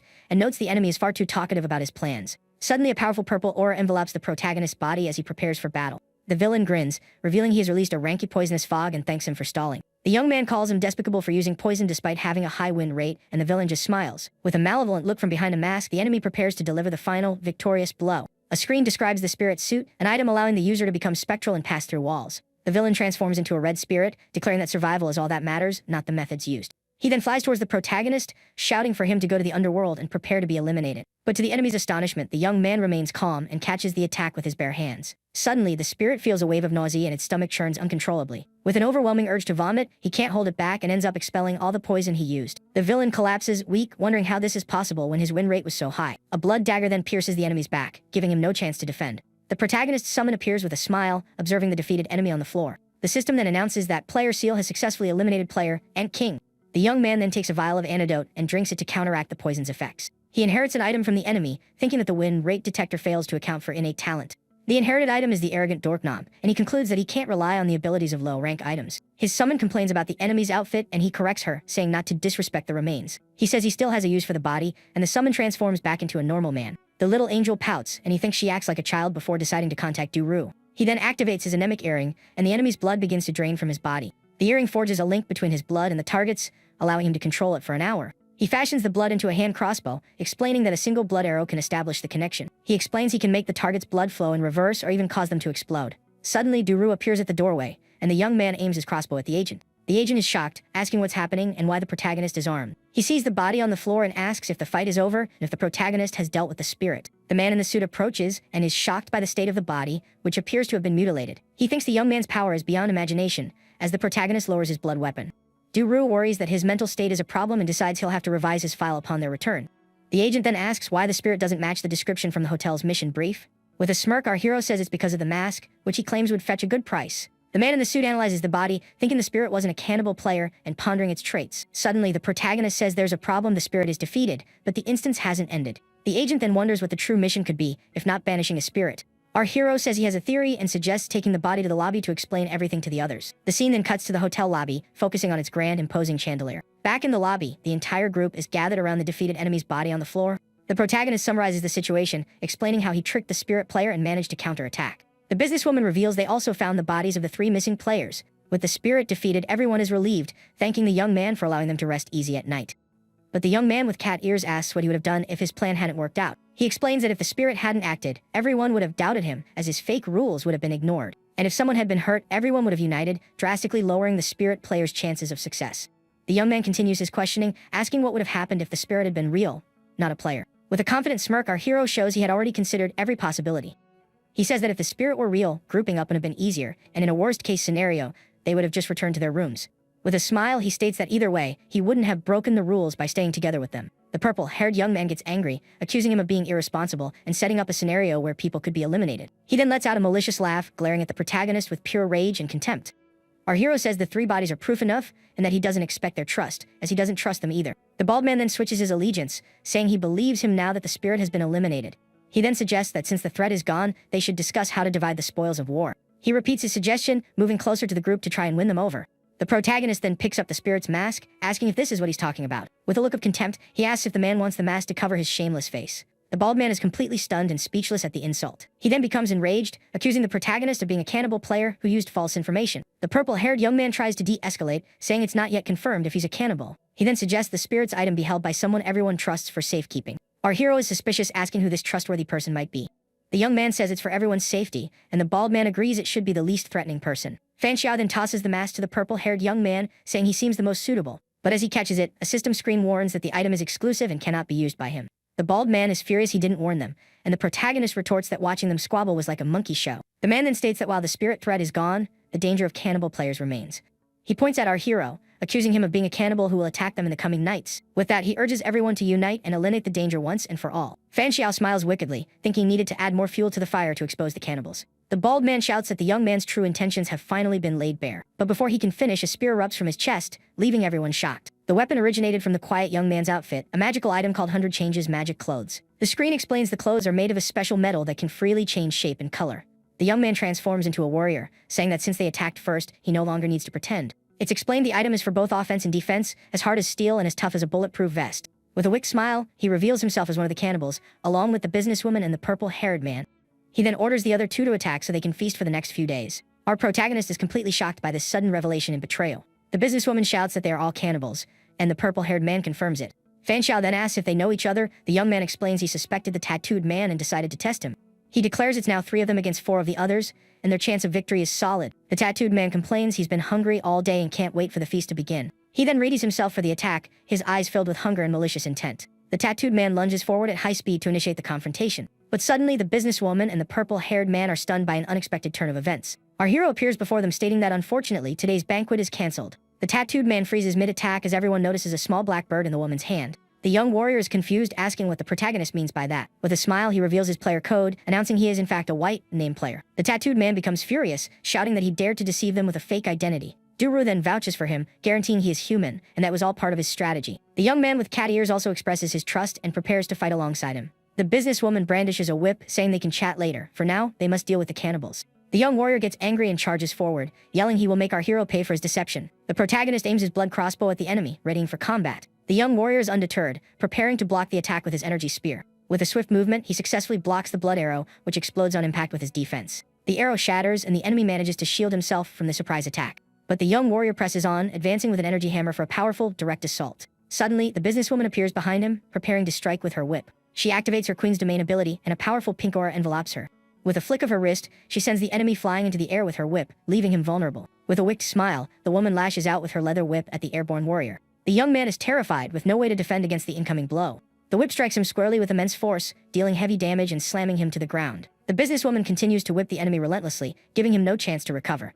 Our hero observes the scene, noting that while the armor blocked his arrow, it couldn't negate the whip's impact. Elsewhere in the battle, the tattooed man and the man with cat ears are trading blows at high speed. The cannibal grows furious as the other player faces him with a look of grim determination. Thanks to his cat ears, he deftly dodges the enemy's attacks with precision and agility. Duruo then joins the fray, attacking the tattooed man with his sharp, powerful sword. He and the young man with cat ears declare that the cannibal's opponents are now them, not the protagonist. The tattooed man complains about being tricked, realizing it's now 5 against 2, with the odds stacked against them. Our hero watches the battle, thinking that the strength of the Bureau of Special Affairs is quite reliable. Suddenly, the purple-haired man approaches the injured bald man on the ground, who begs to be saved. But the young man states he can't be saved and is about to be eliminated anyway. With a cold gaze, he says that since he's going to be eliminated, it's better for him to take his items than the enemy. The bald man is horrified by the purple-haired man's intentions and tries to crawl away. He pleads with the young man not to do it, but he shows no mercy or compassion. In a swift motion, he eliminates the man, saying not to worry, because he will avenge him. The businesswoman is shocked, asking what he's doing, and he replies it's for the greater good. She is furious at his actions and glares at him with anger and disapproval. The young warrior then gets up, saying his brother can't break the hero's magnetic item. He turns to the protagonist, questioning why he's fighting to the end instead of surrendering. The young warrior transforms into a giant monster and roars for the protagonist to shut up. He then charges towards the purple-haired man, declaring he will be the first to go. The young man uses his rapid running shoes to dodge the attack and flee from the giant monster. With a wicked grin, the monster watches him, preparing its next attack with its spear. He hurls the weapon, which pierces the young man's leg, leaving him injured and unable to run. The monster closes in, remarking that the rank of his shoes isn't very high and that he'll be taking them. Our hero notices that a piece of the metal armor has broken off from the main body, seeing his chance. With a swift movement, he activates his blood power and prepares for a decisive counterattack. 3 blood arrows materialize and shoot at high speed toward the giant monster. The arrows strike the enemy squarely in the back, catching him completely off guard. The monster is confused as it felt no pain from the arrow's impact. It turns and looks down at its chest but can't comprehend what is happening. Suddenly, its body begins to swell uncontrollably, and it becomes utterly terrified. Our hero watches from a distance, saying he has finally found him amidst the chaos. The monster then turns to the protagonist, recognizing him as the cause of its condition. With a wicked smile, the young man simply watches as the enemy's body prepares to detonate. A massive explosion erupts, and the monster is completely annihilated in a burst of power. The tattooed man is shocked by the scene, and Duru seizes the distraction to attack him from behind. He uses his sword to strike the enemy, who is still reeling from the explosion. The sword pierces the tattooed man's chest, leaving him stunned and unable to process what hit him. With the battle concluded, the lobby falls silent as the bodies of the defeated enemies slump to the floor. The purple-haired young man crawls to our hero, begging him to save him from being eliminated. But the protagonist says he can't be saved and that his time is almost up anyway. With a smile, he asks if the phrase sounds familiar and states he won't take him out of humanitarian principle. The young man is shocked by the word as the businesswoman approaches to observe. She remarks that the protagonist's moral standards are higher than those of the dying man. With his last breath, the young man curses them all, saying there are many who prey on others. The businesswoman smiles, saying she prefers people with strategy and courage like the protagonist. Our hero smiles back and she comments that he truly is a clever, semi-human player. With the first day's dangers resolved, Duruo and the young man with cat ears celebrate their victory. Duru comments that the mission devolved into a game of werewolf, and the woman adds that the spirit item gave the cannibals an unfair advantage. The agent congratulates him on his fishing strategy, noting that his score for this dungeon will be high. With the mission seemingly concluded, the businesswoman suggests they introduce themselves formally. She introduces herself as Yan Kinning, saying she could be considered the group's businesswoman. Duru introduces himself, and the young man with cat ears gives his name as Chuya. Our hero then gives a fake name, Fanjan, and the group falls silent for a moment. Yan Kinning looks at him and says that petty men often lose great opportunities in life. With a smile, he reveals his real name, Fan Xiao, and says he's in the same line of work as Duru. The other two also reveal they're from the same sector, and the woman remarks it seems they were destined to meet. The agent explains it's common for people from the same sector to meet in ranky dungeons like this one. He then asks if the others know about the Bureau of Special Affairs, leaving them confused. He explains it's a national department tasked with handling incidents involving players and evolved ones. Duru then hands them his card, inviting them to join the agency for additional benefits. The woman takes the card, suggesting they get to know each other better and perhaps tackle a dungeon together. The protagonist asks if the instance is over, but he explains the spirit's item is exclusive. He concludes they should be able to complete the mission after spending 2 more days in the hotel. 2 days later, the scene shifts to the space-time train station where their mission began. The system then announces that the auspicious hotel instance is officially closed for all participants. The player evaluations are displayed. Our hero receives a grade while Duru gets a B. The other two receive a C grade, and he muses that with so many players having animal ears, it feels like a zoo. Next, the dungeon rewards are distributed among the 4 surviving players. He receives various items, potions, and game coins, along with a special reward, a rank D item. The new item is the Antidote Master, an earring that grants him immunity to all rank D and E poisons. He realizes the item is passive, meaning poison immunity has become a permanent attribute for him. The system warns him that rank E players can only equip 3 fixed items, any excess must be discarded. He then asks if anyone wants an item, as he needs to get rid of one to equip the new one. Duru laughs, and the woman is surprised by the item limit as he tells them not to look at him. The agent says an item like the doorknob isn't suitable for him and declines the protagonist's offer. The other two also refuse, and he concludes that, as expected, nobody wants the item. He confirms the item's recycling, and the system converts it into 10,000 game coins. His player panel updates, showing a significant increase in his items and evolution rate. He notices the evolution rate increased by a smaller margin and wonders if the body develops a resistance to the potion. He concludes he can only test this theory the next time he acquires new potions.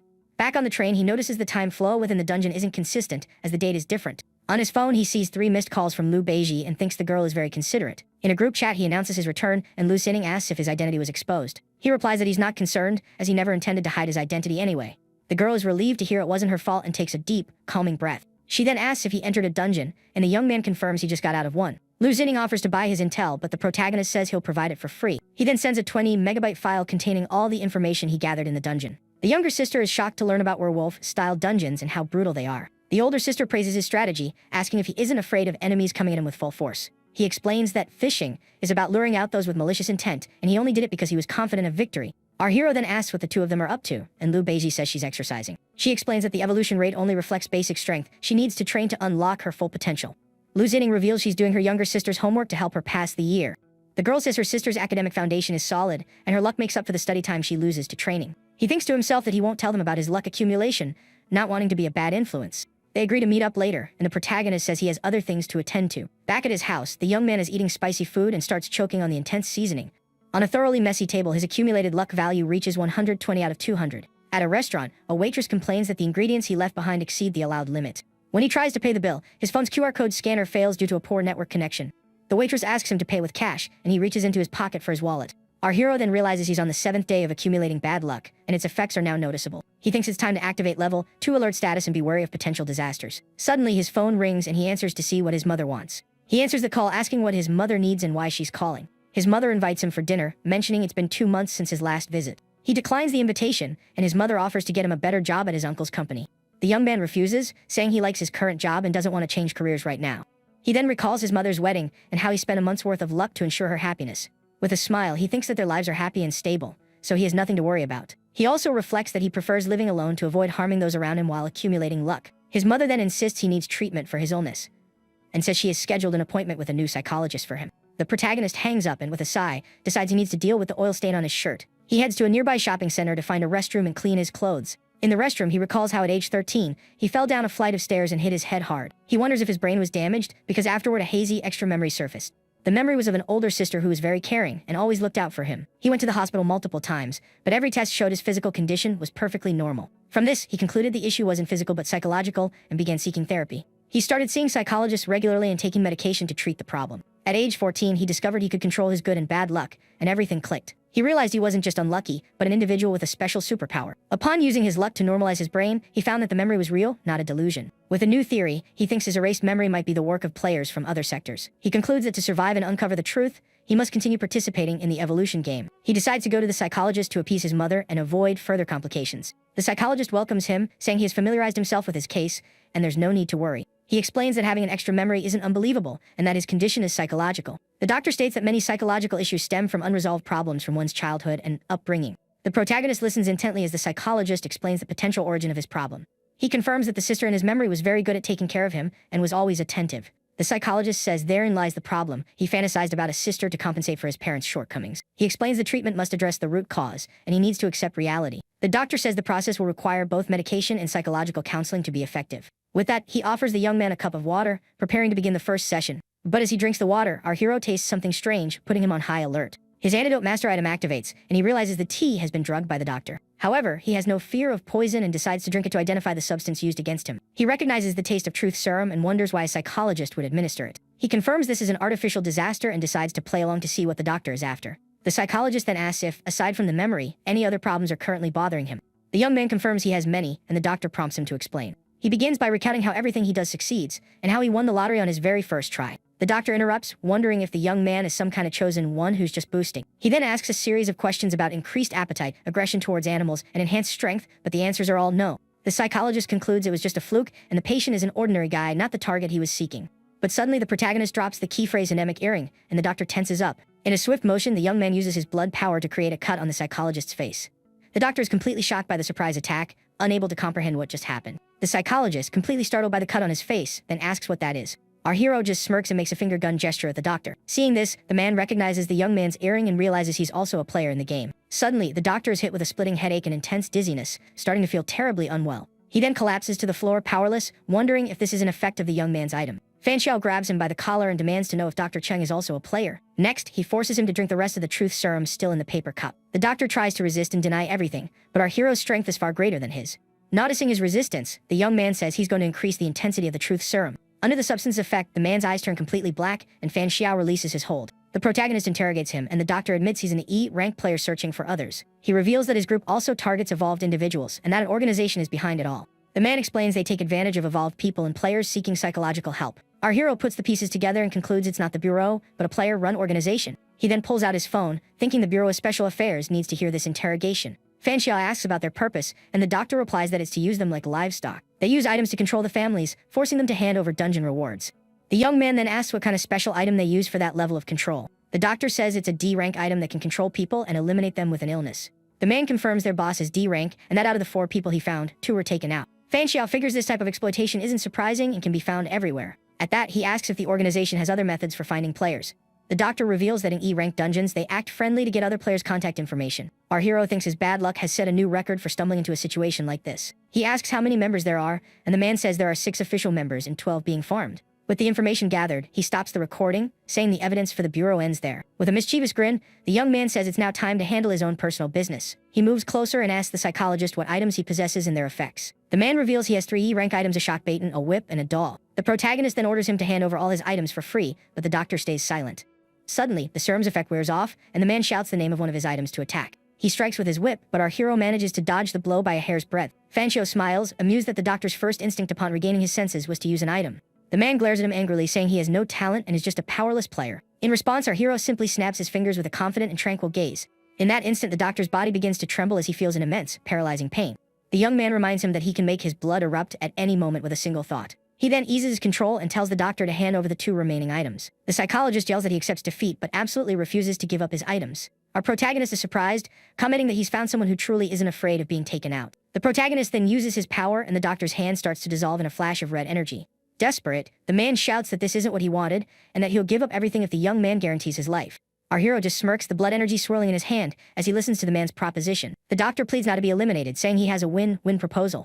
The young man then asks why he's so nervous, since he never said he was going to take him out. He states that he doesn't care about the items, as they are useless and can only be sold for coins. The doctor then asks what he plans to do, and the young man replies that for an outlaw, he'll call the police. The protagonist shows the evidence he recorded, saying he'll contact the Bureau to handle his case.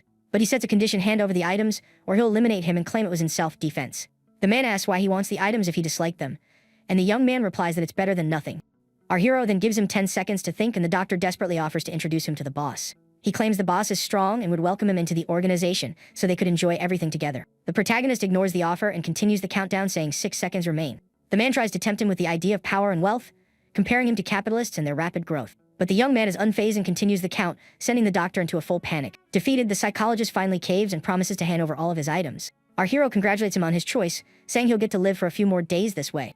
The scene then shifts to the outside of Dr. Cheng's psychological clinic. The protagonist glances out the window, hears approaching police sirens, and says, "They're here." The police raid the location, and one officer asks if the young man is cursed for always finding trouble. Duru arrives and teases the protagonist, asking how he gets into messes so quickly. The young man replies that his bad luck is only for criminals, and that his own luck is actually great. The agent then inquires about Fanchia's mental state, since he was there for a session. With a smile, he says there's a problem. He can't stop thinking about how to reel in more criminals.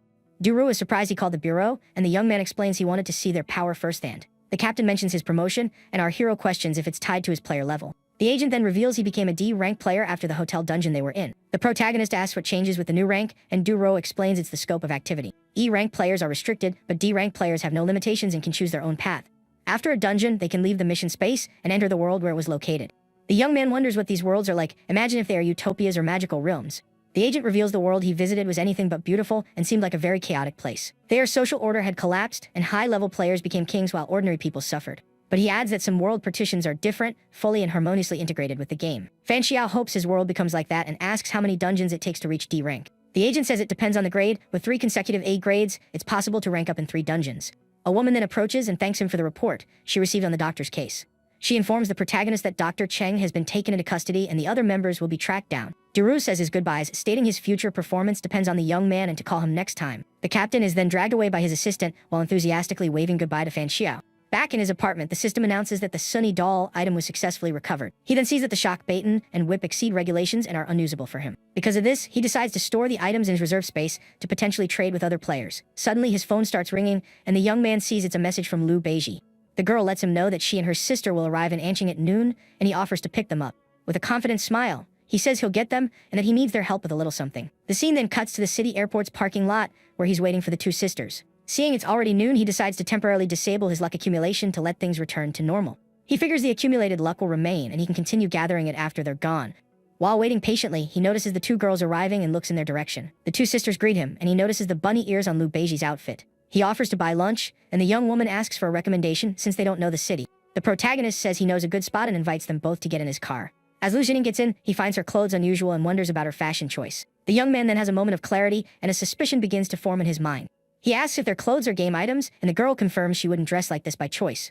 She explains the skirt is very convenient, with a self-cleaning function and the ability to shrink her dolls. One of her dolls that weighed 250 kilograms now weighs almost nothing, and he finds the items bizarre. Once in the car, he says they'll eat and explore, which Lu Xining finds odd, since they aren't heading to the dungeon.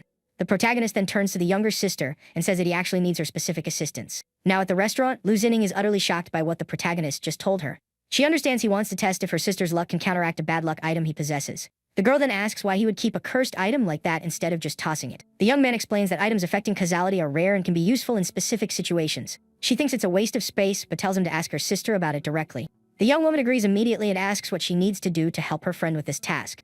He tells her to just follow him and silently cheer for him, and she accepts without hesitation.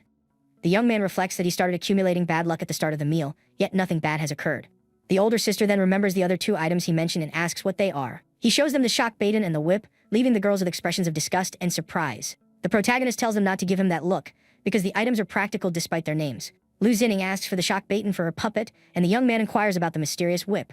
The younger one says the other item is perfect for her, as it complements her poison item. She explains that with the whip, she can restrain enemies while her poison takes effect on the target. The older sister becomes furious with the girl's casual attitude and calls her out with a dark glare. She scolds her younger sibling for so easily revealing information about her items to others. The young man mentions that besides the bad luck item, he has another one that needs her ability for testing. He reveals his blood control item and explains he needs her healing talent to cooperate.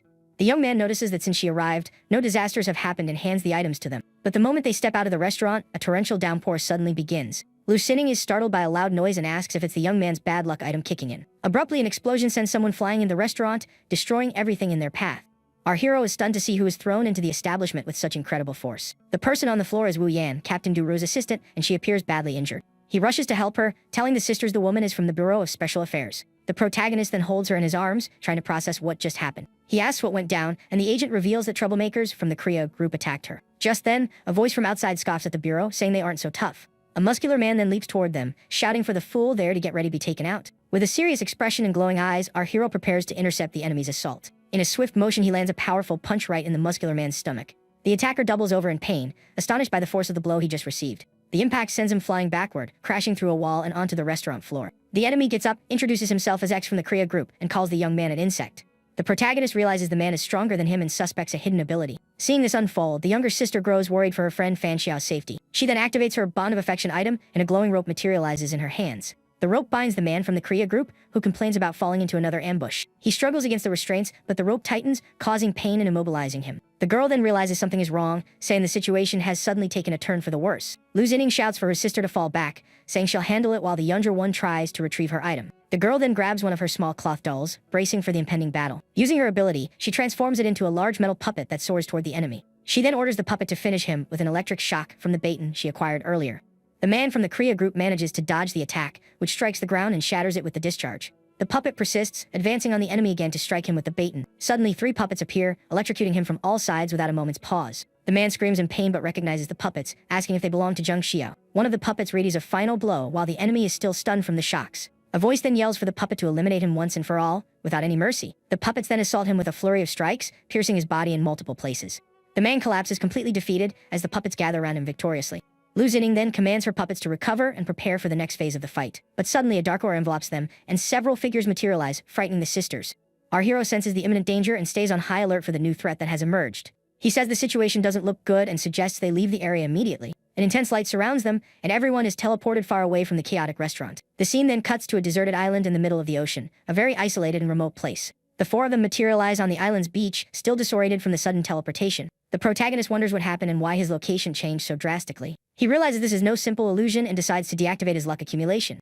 The young man then turns to the two sisters who are with him in the destroyed restaurant. He apologizes for the emergency, but the younger one insists it's fine and not a problem. The bureau agent approaches, saying she'll explain what happened to them all later. She points toward the beach and says their priority now is to eliminate their common enemy. On the beach, two groups are facing off: the bureau, led by Duro, and Korea, led by Liu Sheng. The captain is surprised to see our hero is also teleported to this location. The Korea boss deduces that Duro is the bureau's leader and a D-rank player with powerful items. Liu Sheng is surprised to see the government already has a fully formed player organization. Duro then spots the protagonist and gets annoyed at having to run into that unlucky guy again. The Korea boss suggests they pause the fighting for a moment to resolve the situation. The captain thinks that with the young man present, their chances of victory are much higher and decides to agree. But a member of the Korea group attacks him with an item called the Toothpick of Fury. A volley of projectiles is fired toward the bureau's group in a swift surprise attack. The Korea boss then activates a shield to protect himself from his own allies' unexpected strike. The man who attacked becomes furious seeing his own boss block his treacherous blow. Liu Sheng glares at him and asks if that's his way of saying negotiations are over. On the other side, a bureau agent prepares a counter attack with his arrow of light. The golden arrow flies at high speed toward the Korea organization leader's shield. The boss watches the attack approach his shield, bracing for the arrow's impact. The attack shatters the boss's shield and hits him squarely with devastating and lethal force. The man screams in pain as he's engulfed by the golden explosion from the arrow. On the other side, a Korea member readies an attack with his red energy staff. The bureau agent is startled to see the enemy's weapon materialize in his hand. The man then uses his crimson staff to unleash a powerful wave of destructive energy. The captain yells for his men to scatter to avoid the incoming attack. A massive explosion erupts, sending several agents flying from the force of the magic. Duru manages to shield himself but sees the situation growing increasingly complicated for them. He then unsheathes his dark sword and prepares to fight with everything he has. The man with the staff attacks him with a barrage of high-speed fire blades. The captain manages to dodge the blades while advancing to engage his opponent directly. The agent then uses an orb of infernal fire to create a massive energy blast. Duro focuses and uses his sword to slice through the flames, protecting himself from the fiery explosion. He realizes the enemy is faster and can breach his defense, meaning he'll be taken out soon. The Korea boss shouts that they forced his hand and prepares for another assault. He then rushes toward Duro with incredible speed, ready to strike. Liu Sheng orders Zhu Ji to entangle him first so he can prepare his final attack. Zhu Ji then activates his socially awesome syndrome, Talon, and locks eyes with the bureau captain. A purple light emanates from his eyes, and the agent is taken aback by what's happening. Suddenly, he loses control of his limbs and realizes he's been caught in a control ability. Zhu Ji notices the captain looked at him, and the man with the staff seizes the opportunity. He backs away, formulating a strategy to defeat the bureau agent while he's vulnerable. He then glances at the protagonist group and assumes they're ordinary people caught in the crossfire. With a sinister smile, he decides to eliminate some and keep others as hostages for later. But suddenly, Duru spits out something black and breaks free from the mental control binding him. The captain then strikes Zhu Ji with a powerful knee, surprising the man with his speed. Meanwhile, the man with the staff and another from Korea advance to attack our hero and his party. Fan Xiao activates his anemic earring, and a blood dagger materializes in his right hand.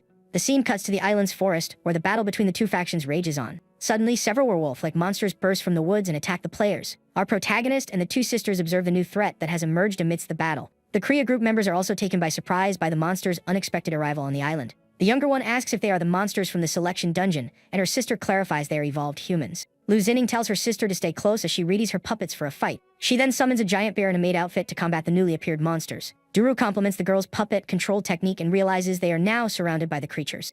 The man with the staff yells at his allies for being distracted and orders them to focus on the battle. Our hero knows he needs to eliminate the root of the problem to protect his family in the future. With a determined gaze, he declares that he must eliminate every single enemy right here and now. He then charges toward the man with the staff, and an ally shouts for the boss to be careful. The Korea leader is surprised to see the young man as a player and not just an ordinary person. Our hero says the enemy may be D-rank, but in his eyes, the man is already toast. He then summons his assassin angel, who materializes behind him with a smile and glowing red eyes. The man with the staff attempts an attack, but the angel appears before him, stopping him with a single motion.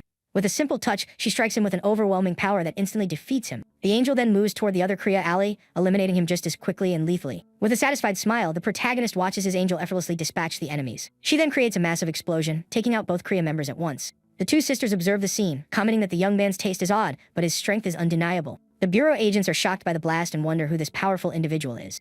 The bureau players and the two sisters join forces to fight the monsters that have appeared on the island. Lu Xining uses her electrotherapy ability, striking the creatures with lightning and electrical discharges. The younger sister uses her bond to ensnare the monsters, preparing to use her poison on them. She successfully traps two of the creatures and readies the next phase of her combined attack. But our hero stops her, telling her to save her poison, because he will handle the remaining monsters. He then walks toward the last of the creatures with a terrifying calm and confidence. The protagonist summons his blood dagger and prepares to fight the monsters by himself. With his weapon in hand, he charges forward and begins eliminating the creatures with incredible speed. He moves through the monsters like a blur, leaving a trail of destruction and fallen foes. In the end, he stands amidst the remains of the creatures he just defeated so effortlessly. The camera focuses on the remnants of the creatures defeated by our hero on the island's beach. Duro is stunned by Fan Xiao's strength, wondering if he's truly an E-rank player. The assassin angel appears, noting there are more than 10 enemies, and that she wants to play with all of them. She sits on the young man's shoulder, saying she likes him a lot for always being so good to her. But she insists she hasn't had enough fun yet and wants to keep fighting and playing. With a mischievous look, the angel turns to the two sisters, saying she wants to play with them too. The protagonist scolds her, and the angel pouts, but he ignores her and proceeds with his plan. He says he still has 30 seconds and tells her to fly high and survey the island's terrain. From above, they spot a city in the middle of the island, complete with buildings and farmland. Our hero then orders the angel to circle the city for a better view. He finds it strange for a human city to exist on an island seemingly infested with monsters. Through his binoculars, he observes the surroundings and sees the same type of monsters he defeated earlier. The older sister asks if it's an isolated island, and the young man confirms there's a city with people. He says the odd thing is that monsters are everywhere, yet the city appears safe and untouched. The girl agrees it's abnormal and thinks that even with his strength, fighting so many monsters would be tough. She suggests heading to the city as it must be secure and they likely have defense methods. The protagonist says they need to cooperate with the Bureau, as they should have more information. He turns to the younger sister, who looks frightened by their current predicament. The young man reassures her, saying he's already cleared the nearby monsters and they'll be safe there. The girl thanks him and offers to pay for the items he gave her and her sister earlier. He replies that in exchange, she will have to stay by his side and assist him for a long time. The protagonist encourages her to have more confidence in herself and her unique abilities. He thinks her healing skills and luck attribute make her incredibly valuable. The older sister agrees to the deal but warns him not to take advantage of her younger sibling. She then asks Lu Beiji what she thinks of the proposal the young man just made. The girl replies that she has no problem with it and accepts to stay by the protagonist's side to help. With their cooperation settled, the young man declares it's time to divide the spoils of war. He presents the first item, a dustless shield, an E-rank item that looks like a necklace with a jewel. Legend says a mage created it to stay clean without needing to bath 10 times a day. The necklace generates a repulsion barrier that can even block sniper rounds and cannonballs. Next, he displays the magic clothes he took from one of the players defeated in battle.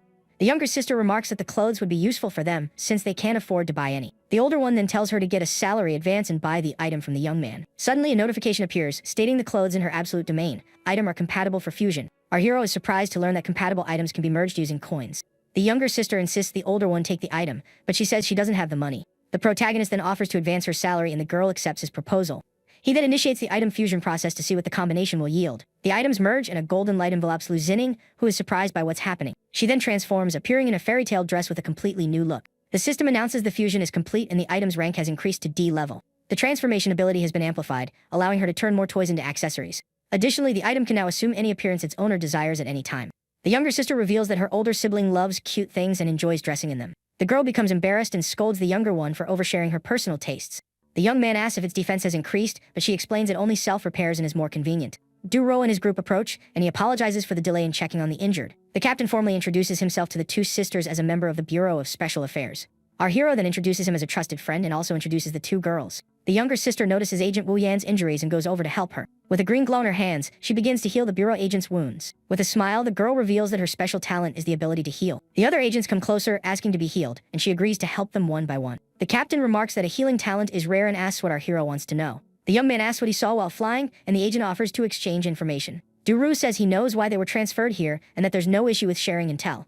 They seal the deal, and the protagonist suggests they move as their current spot isn't safe for a discussion. He reveals he's already planned a route with fewer monsters, and that they can leave immediately. As they walk, Duro starts to explain the situation they're in on the island. The young man asks what's happening, and the agent explains that this place is an instance. Duro clarifies that it's a random instance, a secret area that pulls nearby people into it. The girls glance back as the agent continues to explain the situation to everyone. He says that a return, they must wait for the instance to conclude for the portal to reopen.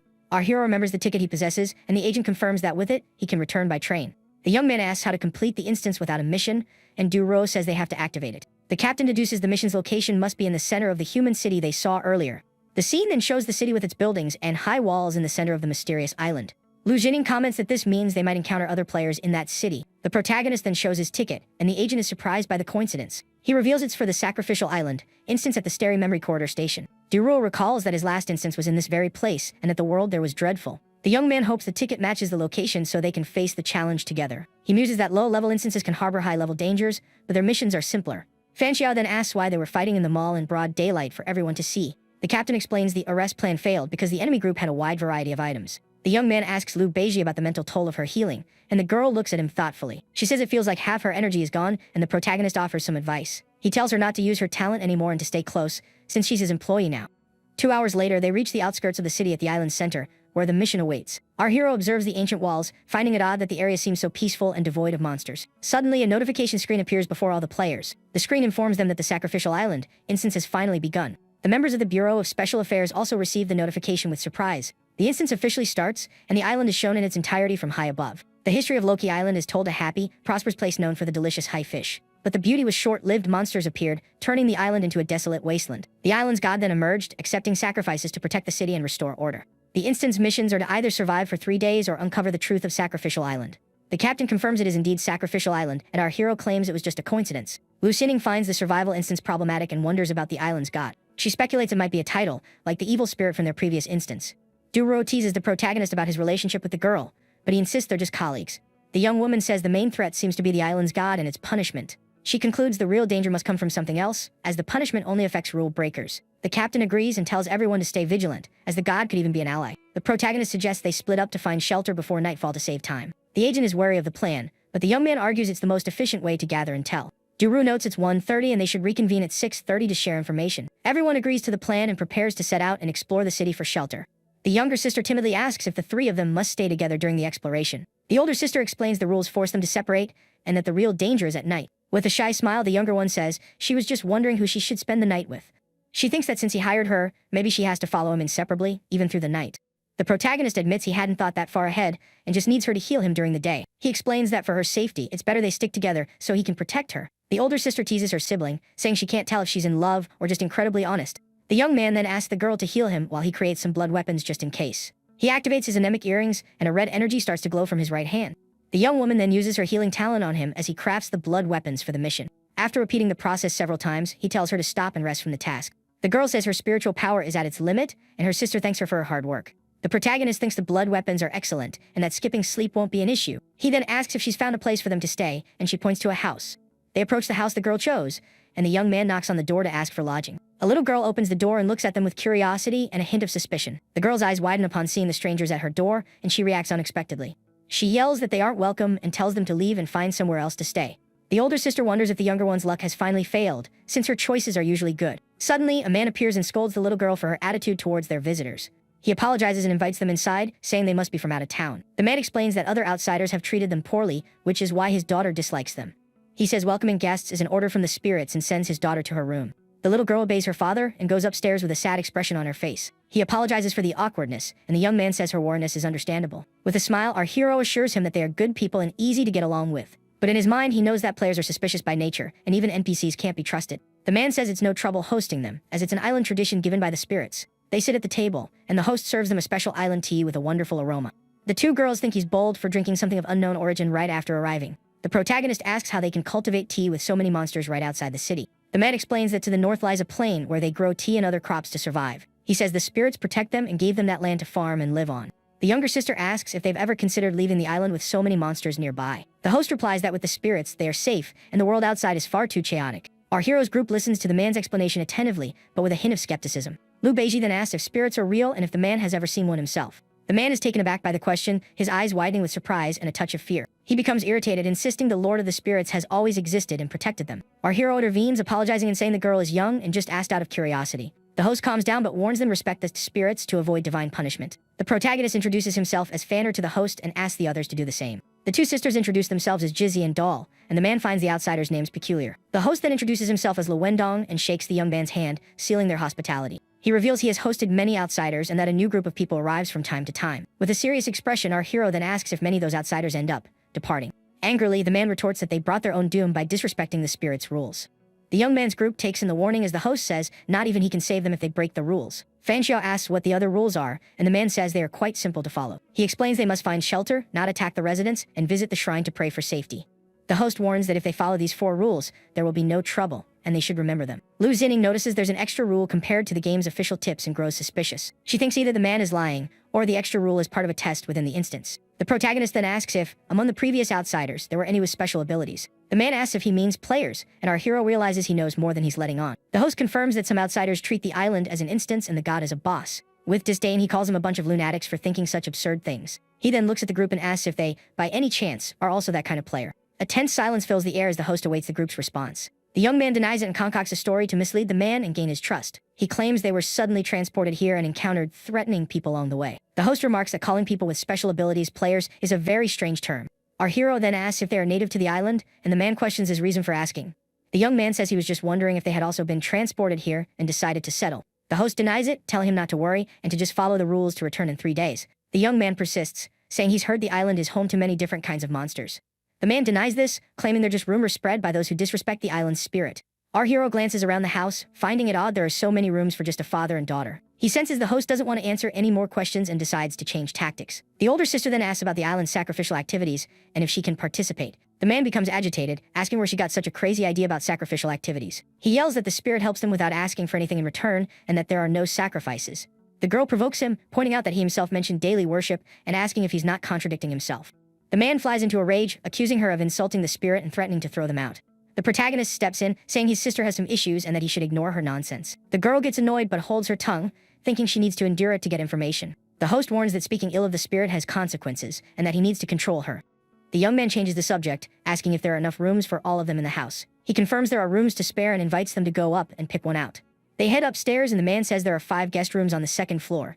He tells them they can stay for the next 3 days and choose any room they like. Our hero picks the room near the stairs, and the 2 sisters decide to take the one next to it. He then asks the host for directions to the shrine so they can visit before nightfall. The man offers to guide them to ensure their safety, since they don't know the rules. The protagonist declines the offer, saying they'll walk around a bit and visit other town residents.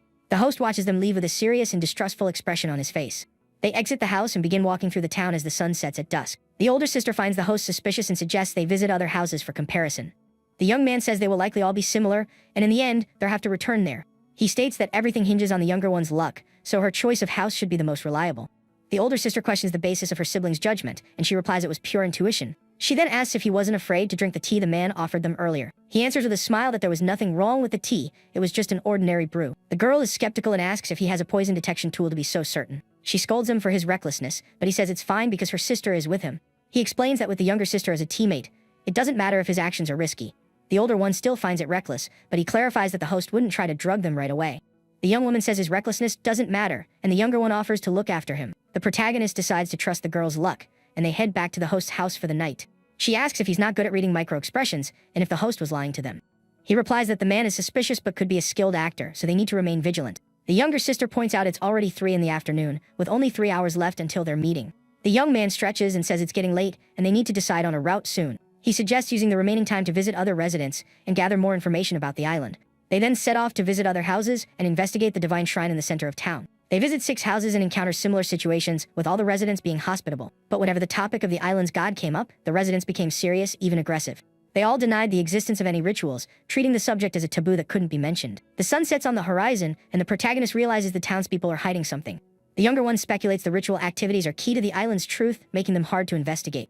The older sister laments the rule against attacking residents, and the younger one asks what she's planning. She clarifies she wouldn't go as far as interrogation, but notes the residents feel safe because of that rule. Our hero then says it's not impossible to threaten them, and that he has a way around the rule. The girl gets excited by the idea and asks what his plan is to get the information. He explains the rule only applies during the instance afterward. They'll be free to act as they please. She understands the plan, saying they can pose as D-rank players and threaten them after the event concludes. He suggests they test the plan on their host that night to avoid causing a stir in the town. The younger sister thinks that's going too far, since the man offered them a place to stay. The older one reassures her, saying it will only be verbal threats and they can't actually harm them. Our hero tells her not to feel guilty, as they might just be on the side of justice in this story. The younger one remains worried about the plan, but the older one calms her, saying everything will be fine. The younger sister questions if the host didn't have good intentions by letting them stay. Our hero recalls the man's daughter, who tried to send them away the moment they opened the door. He recounts the moment the little girl shouted for them to get out of her house. The older sister finds the father's explanation plausible, since players can indeed be very troublesome. Suddenly, she has an epiphany, realizing a crucial detail in the little girl's behavior. The protagonist agrees, adding that since she didn't explain herself, there's another possibility for her actions. With a serious look, he reveals his theory the girl wasn't trying to expel them, but to help them. He then considers that perhaps that was the younger sister's luck at work, protecting them. The older sister says they should go to the divine temple, since other residents confirmed the 4th rule. They then head toward the temple, and the protagonist says they need to investigate it before nightfall. The central divine temple stands in the middle of the city, an imposing and ancient structure. The young man approaches the temple door and pushes it open carefully to see what's inside. The doors swing open slowly, revealing a bright and mysterious interior for them to explore. They enter to find a grand hall with an imposing statue at its center. Our hero is taken aback by the sight, his eyes widening at the impressive scene. He deduces this must be the statue of the island's god, the one the residents revere so deeply. The young man assesses the temple and concludes it must be over 30 years old, and the god as well. He thinks nothing seems out of place, and that it appears to be just an ordinary, ancient temple. The older sister points out they can't confirm the fourth rule just by looking at the temple. The protagonist then sits down, concluding that the best course of action is to not go out at night. The younger sister asks for the basis of his judgment, and the older one concurs with his conclusion. He explains that the game's hint to find shelter before dark suggests the night is dangerous. Furthermore, he finds it odd that only outsiders are required to go to the temple to pray at night. He recalls the host's reaction when questioned about the sacred island's spirits. The young man concludes the residents are deliberately trying to trick them into going out at night. The older sister agrees, adding that the host daughter's behavior suggests interacting with him is dangerous. The younger one argues it's all just speculation and they have no solid evidence. Our hero states that one thing is certain: residents can lie, but the game's hints cannot. He concludes the residents are the real threat, and they need to be extremely careful around them. The camera focuses on the statue of the island's god as the young man fleshes out his theory. He proposes that the outsiders are the sacrifices, and the residents want to offer them to their god. The younger sister suggests using her luck to decide and flips a coin high into the temple air. The coin spins as they await the result that will guide their final decision on the rule. He then snatches the coin from the air, revealing the result to the group watching intently. The result is tails, so they decide to ignore the residents' rule about going to the temple at night. The scene then cuts to nightfall in the city, the sky darkening as lights begin to flicker on. The older sister asks if he'd really trust a coin toss without analyzing the situation first. Suddenly, the younger one stumbles and warns him to watch out for something approaching. They look ahead and see a group of men walking their way with malicious intent. The men approach with serious, threatening glares, putting the protagonist's group on high alert. Our hero deduces they are either human players or cannibals, as they don't look like the residents. The older sister confronts them, telling them to get out of the way and let their group pass. One of the men smirks, asking if they found anything strange in the temple, since they're also players. She retorts that it's none of their business, but the man insists they can trade information. The protagonist then tells him to talk first, and they'll decide if his information is worth anything. The man laughs, saying the young man doesn't seem to grasp the situation he's in. He then yells that they are the ones qualified to set the rules, and that the young man can't demand a thing. The girl repeats her demand for them to get out of the way, and the men position themselves to attack. She prepares for a fight, warning that if they don't move, she won't be responsible for what happens next. The young woman thinks the best approach is a preemptive strike to avoid being caught off guard by bizarre items. One of the men likes her attitude, saying he wants to deal with the species girl later. She then tosses one of her dolls into the air, and the man is puzzled by the small, flying object. The doll flies toward them, and the man watches the tiny object slowly approach. Abruptly, the doll expands, transforming into a metal puppet ready for combat. The puppet then uses its bait to electrocute the leader of the opposing player group. The man screams in agony as he's zapped by the electric discharge from the puppet's baton. He collapses to the ground, writhing in pain, as his allies watch in stunned panic. The other players are shocked by the puppet's power and are unsure how to react to the assault. Suddenly, the younger sister cries out in pain, and the older one turns to see what happened. She sees the whip has slipped from her sister's grasp and realizes it's an item that prevents people from holding things. One of the men rushes forward and grabs the metal puppet, trying to immobilize it with his strength. With red eyes, he strains with all his might, finding the puppet surprisingly strong for a doll. He realizes the puppet is stronger than him and that he needs all his power just to contain it. He then yells for his allies to handle the others while he holds down the metal puppet. The other players then charge toward our hero and the two sisters to capture them. With a serious expression and a red aura, our hero prepares to intercept the enemy's charge. Using his blood power, he strikes one of the advancing men with a precise blow. The other two players are hit squarely by the blood energy and fall to the ground, defeated. The two foes lie on the ground as the protagonist stares them down with a cold, calm expression. He thinks that controlling their blood was the right move, attacking before they had a chance to react. Meanwhile, the puppet uses its power to break free from the man holding it so tightly. It creates a barrier, trapping the enemy inside while chanting magical words to activate its power. The man realizes he can no longer hold back the barrier and is about to be defeated by the puppet. His allies shout for him to run, but it's too late. The barrier closes in on him. The older sister then prepares to attack the other players with her doll manipulation. The two remaining men turn and run, trying to escape the battle they've just soundly lost. A giant teddy bear appears and begins chasing the two terrified, fleeing enemies. The two men are horrified to see the puppets and a ghost surrounding them from all sides. The puppet's shadows stretch across the ground, creating a terrifying scene for the enemies.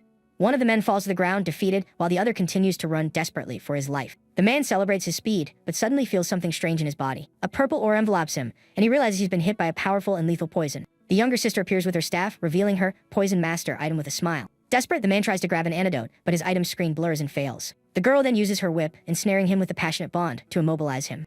He is trapped in the glowing tethers as the poison begins to take effect. With blurred vision, he still clings to the hope of grabbing the antidote and surviving the dual attack. But the poison is too strong and he collapses, defeated with no chance of recovery. The scene shows the bodies of the enemy players scattered across the city street after the battle. The two group leaders lie on the ground side by side, completely defeated. The two sisters observe the bodies and see the players' IDs hovering above them. They confirm they were all cannibal players with malicious intent from the very beginning. Our hero explains this is common, as players living on the edge often become cruel. He says taking things and harming others becomes normal for them, and some turn to cannibalism when they can't resist. Over time, their morality erodes, and they become capable of anything to survive. The younger sister is frightened by this explanation and the brutality of the player's world. The protagonist then focuses his blood power, creating new weapons for them. He thinks that blood weapons are easy to use and can pierce through both walls and enemies. With a confident smile, he reveals he has prepared 13 blood weapons for the next fight. The older sister complains that she only got one broken item, surprising the young man. The younger sister wants to trade items with the older one, thinking her own item suits her better. She says the fumble item is potent because it prevents an enemy from holding things, disabling their attacks. The girl explains her strategy: poison, bind, and defend to defeat her enemies. With this combo, she believes her opponent won't stand a chance once the poison kicks in. She adds that fumble is an all-encompassing and can't block controlled items like his earring. With a devilish expression, she persuasively tries to convince her sister to trade items. The older sister eventually agrees to the trade to leverage the item's advantage in her battles. The young woman then notices her sister looking at the protagonist with a worried expression. She wonders if he'll think she's manipulative and treacherous because of this. The young man says he's already organized the loot, and they should head to the east gate to regroup with the bureau. The scene then cuts to dusk on the island, with an orange sky and silhouetted trees. The protagonist remarks that it's normal for other players to be here, as some must have used tickets to enter. He analyzes the island, deducing that the city gates are activation points for the dungeon's missions. The group then walks toward the city's east gate to meet the bureau agents. They arrive at the gate at 6:20 in the evening and find Du Ruo's group waiting. The captain and his team are surveying the area, ready to report their findings. He reveals they encountered 2 cannibal players en route, but managed to handle them. The younger sister is surprised to hear there are cannibal players at the east gate as well. The young man notes the high number of players in the dungeon, confirming the entire island is the game area. Du Ruo then reveals he also met 2 semi-human players at the north gate and spoke with them. Our hero jokes that the bureau must be rich, and the captain replies that they have plenty of resources. The protagonist suggests they exchange intel and reveals his suspicions about the residents' ill intentions. He advises against eating or drinking anything offered by the residents to avoid trouble. He also tells them to ignore the 4th rule and stay inside at night to avoid falling into a trap. The agent is surprised and asks if the rule about worship and prayer at the temple is really false. The young man says it's highly probable, adding that he noticed many empty houses in the city. The captain shares his information about the semi-human players he met at the north gate. He reveals the dungeon belongs to the Gob-O world sector, and the players were natives from there. The 2 semi-human players came from 2 different regions within the same world sector. The scene shows the city walls as Du Ruo continues his explanation to the group. He estimates that more than 2 regions are promoting immigration to the ritualistic island. Our hero questions the idea of immigration, given the chaotic, player-dominated world outside. He considers a secret connection between high-ranked players and the mysterious island. The young man recalls that the island was an excellent place for immigration before the monsters appeared. The scene shows a happy woman picking oranges in a sunny, peaceful field. But suddenly monsters appeared, destroying everything and throwing the island into chaos.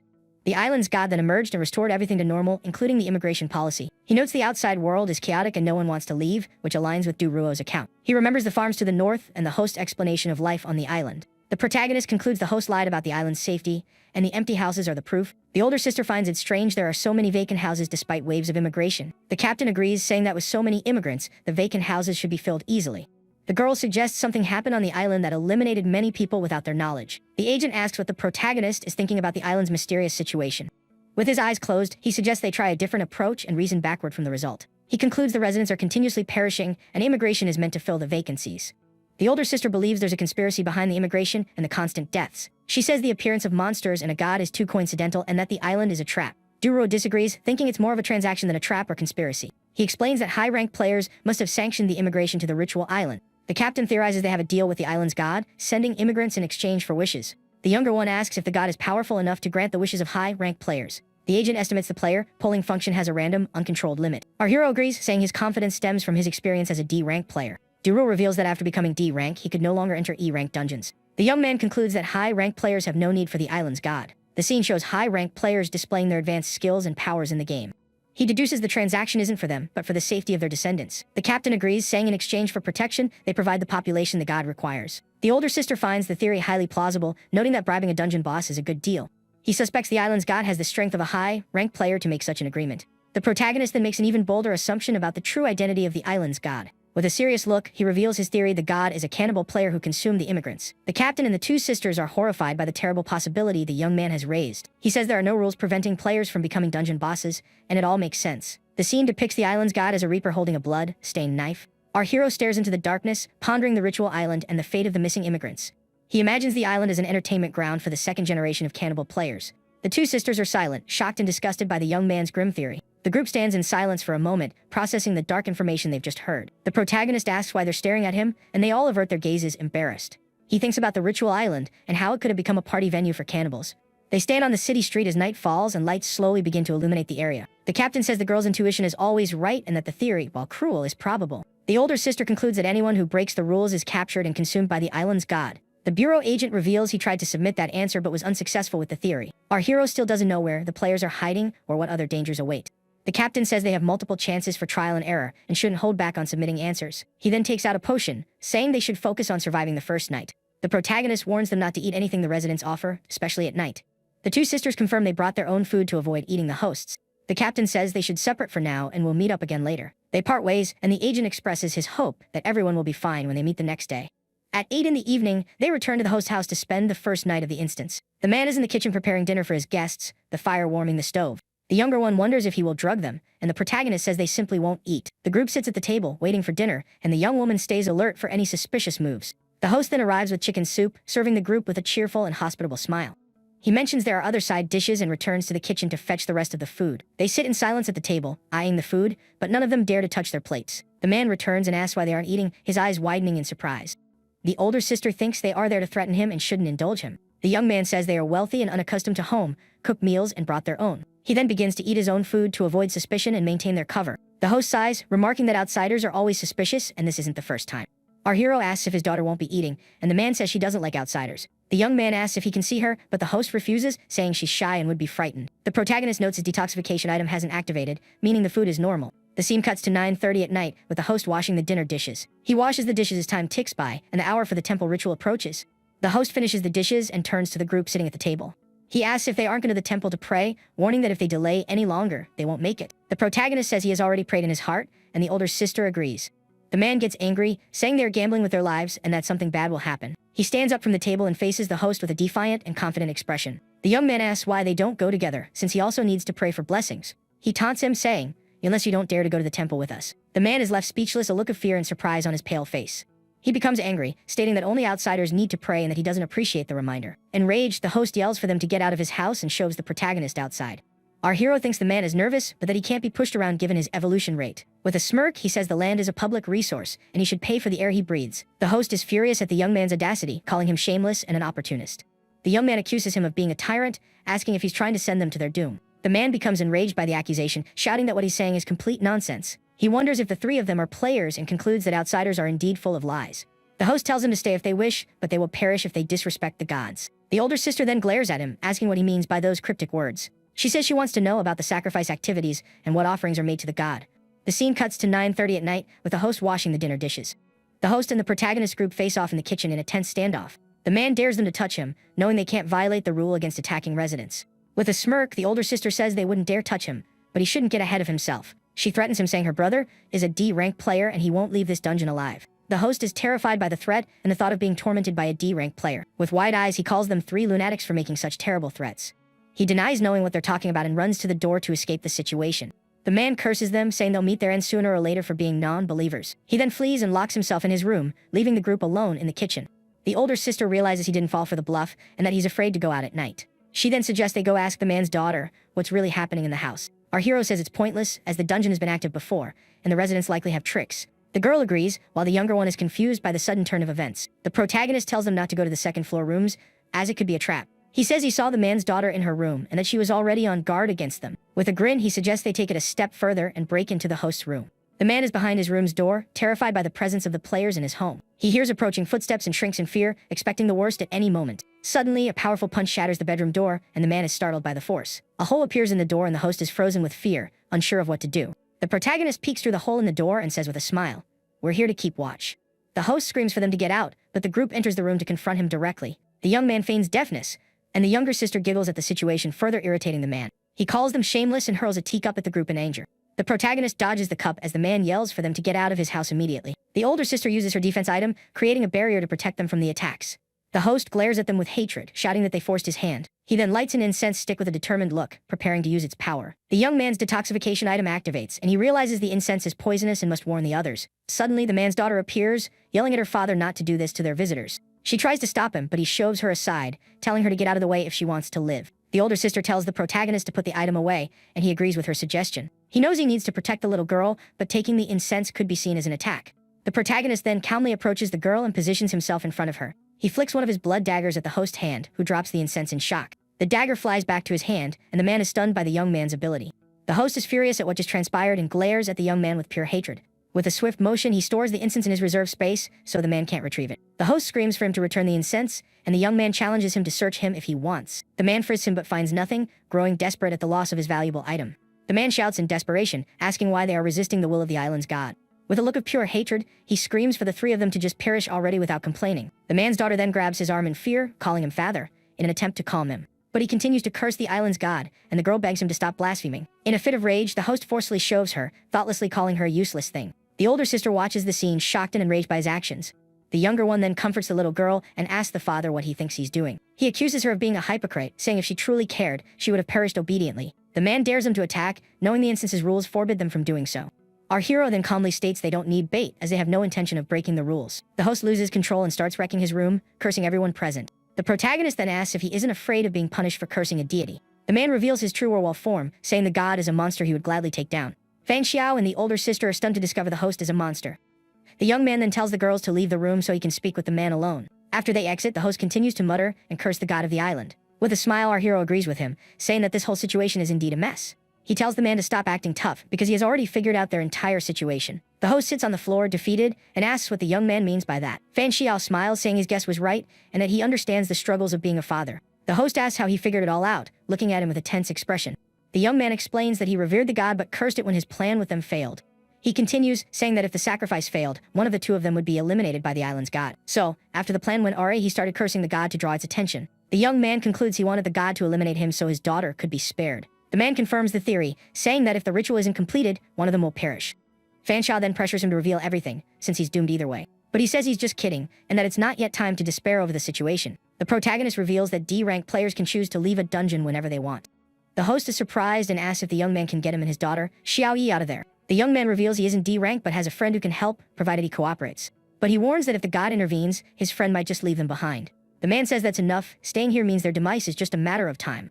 He thinks if he's eliminated, his daughter Xiao Yi won't be able to survive alone on the island. Our hero then mentions the girl, saying his actions were fake and overly dramatic. He deduces the man is deliberately trying to make his own daughter hate him. The host sighs, admitting the young man's observation skills are incredibly sharp. He reveals that on this island, people must hurt one another to survive. The man recounts immigrating 4 years ago with his entire family, seeking a better life. But the residents forced them to deceive outsiders, drugging them for the island's god. The man says that at first, he and his family refused to obey that order. But shortly after, his younger sister mysteriously vanished without a trace. He says they searched the entire town but couldn't even find her body. 6 months later, they refused to shelter players, and the next day his brother disappeared. Then his parents also vanished, and his family was slowly torn apart on the island. Desperate, he says only his wife, sister-in-law, and little Xiao Yi survived it all. His sister-in-law then had a nervous breakdown and ran out of the city trying to escape. But in the end, she was captured and eliminated by the monsters living in the island's jungle. He reveals that those creatures are the prison that keeps them from fleeing this cursed island. The man laments being deceived by false advertising before they moved there. Our hero then offers him a drink to help him calm down from the stress. The host recounts that his wife used the incense because she couldn't bear the thought of their daughter disappearing. But one of the players was D-rank and survived the attack, returning to take revenge. As compensation, the D-rank player then eliminated the host's wife right in front of him. He spared the man and his daughter, saying the child was innocent, and then left the island. After witnessing that, little Xiao Yi became a quiet and withdrawn child. He says she feels guilty for everything that has happened to their family since they arrived. The protagonist understands he acts this way so his daughter will hate him and stop blaming herself. The host confirms the plan, saying he does it because the girl couldn't handle the truth. The young man then asks what happens to those who go to the temple or are thrown to the monsters. He says everyone who went out at night vanished in the same mysterious way as the others. The protagonist then asks if there are other dangers on the island besides the nightly rituals. The host reveals that monsters will invade the city on the second day to attack the outsiders. He also shares that on the third day, cannibal players will appear to hunt the others. The young man is surprised by this information and says their deal is now sealed. He asks if there is a pattern to the disappearances, and the man says he's never witnessed one. The young man grows concerned, asking if that means they could vanish at any moment. The scene then shows the two in the room as time passes and the night deepens outside. The host says that since he insulted the god, he will be the one chosen to disappear at dawn.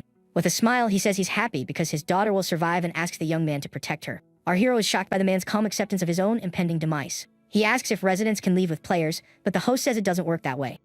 The protagonist says they will try anyway and will find a safe place for them. With a determined look, he says that first, they need to survive this night. He reasons that on the first day, the danger is the residents and the rituals they've created. On the second day, the threat comes from monsters that weaken players for the third day's hunt. He then concludes that on the third day, the greatest danger will be being hunted by other players. The young man refers to the cannibal players as the second generation, saying they hide in the shadows. He thinks the island's god cannot act directly due to the dungeon's rules. With a serious look, he says that after sunrise, he will tell Captain Duru the whole truth. Suddenly, a notification appears, stating he's met a condition and can now exit the instance. But he decides to wait, as leaving with only one condition met would result in a very low grade. With a serious expression, he then peeks out of the room to check if the coast is clear. He finds the two sisters and the little girl in the hallway and says with a smile that he's sorted everything out. The two girls are utterly shocked and confused by the young man's sudden declaration. The young man then thanks little Xiao Yi, and the older sister asks if he has uncovered the truth. He confirms it, saying the host's information helped him piece together the entire puzzle. The younger one can't believe they've already cleared the instance and asks what they'll do next. The older one says they should stay for the full 3 days, as meeting one condition is just a safety net. She suggests they aim for a higher grade to get better rewards from the dungeon. The younger one worries about the host and his daughter, since one of them will be taken by the ritual. Our hero explains he promised to get them off the island as payment for the information he received. He says he'll ask Duruo for help and trade the truth with him to secure their escape. With the plan settled, they now only need to wait for the dawn of the second day to act. At dawn, the protagonist climbs onto a roof and uses binoculars to scan the city's surroundings. Suddenly, he spots a creature with glowing red eyes approaching the city wall. Immediately after, a horde of monsters charges at high speed toward the city gates. Through his binoculars, he watches the creatures approach, bracing for battle. He alerts the girls that the monsters are coming from the north, and they need to meet with the Bureau. The two sisters then ready their items and prepare for the imminent battle. The older sister summons her ghosts, declaring that they are ready for the fight. The protagonist then calls for the host and his daughter to come with them to safety. But the man reveals that the island's residents will not be attacked by the monsters that live there. The young man insists they stick together to save the time of having to fetch them later. The host then agrees and picks up his daughter to follow the group to the north gate. With everyone together, they begin walking toward the rendezvous with the Bureau agents. But suddenly, several monsters leap from the rooftops, surrounding the group in the middle of the street. One of the creatures then snarls and prepares to attack the group with its sharp claws. The monster glares at the group with a hungry look, ready for the impending bloodshed. The younger sister is terrified by the creature's appearance, and a tear streams down her face. The creature then lunges toward them, and the girl shouts for everyone to watch out for the attack. With his eyes glowing, our hero prepares to intercept the monster with his blood power. He then unleashes a volley of blood blades that fly toward the creature at high speed. The monster is surprised by the counter-attack and tries to parry the blades with its claws. But the blades are faster, piercing its body in multiple places simultaneously. The creature manages to dodge a few blades but is struck by others in the chest. With a final strike, the protagonist impales the monster's chest with a blood blade. The creature then collapses to the ground, completely defeated and lifeless after the surprise assault. The host is shocked to see the young man defeat the monster with a single blow. The older sister then comments to the younger one that there's nothing surprising about it. Our hero then tells the group to keep moving forward and to stay alert to their surroundings. The scene then cuts to the bureau captain, perched on a wall with a bow of light. He fires a golden arrow, striking a monster and saving one of his agents from an attack. The agent then thanks his boss for the help and for saving his life at that moment. Duruo scolds him, telling him to maintain his defense and not let his guard down during the battle. Our hero's group then approaches the location, and the captain spots the young man arriving. With a smile, the young man looks up at the bureau agent, observing him from the wall. The captain then gives the protagonist a nod, a gesture of recognition and trust. The young man asks the girls to handle the remaining monsters and protect the host and his daughter. He then leaps up onto the wall to join the captain and fight alongside him. With a grin, Fan Xiao readies his blood power for the impending attack. The captain jokes with him, saying he missed him and that it took him long enough to get there. The young man then unleashes a barrage of blood blades at an advancing horde of monsters. A large red explosion erupts, eliminating most of the creatures at once with its power. The bureau agents then engage the remaining monsters that survived the initial attack. Our hero faces the remaining creatures with a smirk, as if he knew their true capabilities all along. One of the monsters is confused by the young man's attitude and stares at him with a look of fear. Suddenly, the creatures begin to fall back and flee the battle, surprising everyone. The protagonist finds their retreat strange, comparing it to the rules of a selection dungeon he's seen before. Duruo then congratulates him on his work and asks if he managed to uncover the island's truth. The young man says he'll share the truth, but in return, the captain has to do him a favor. Duruo thinks for a moment and agrees to the proposal, not expecting the request to be difficult. Our hero then asks him to get the host and his daughter off the island and take them to a safe place. The captain finds the request complicated, saying that settling in this world is no easy task. But he reveals he found a safe zone governed by players and can take them there.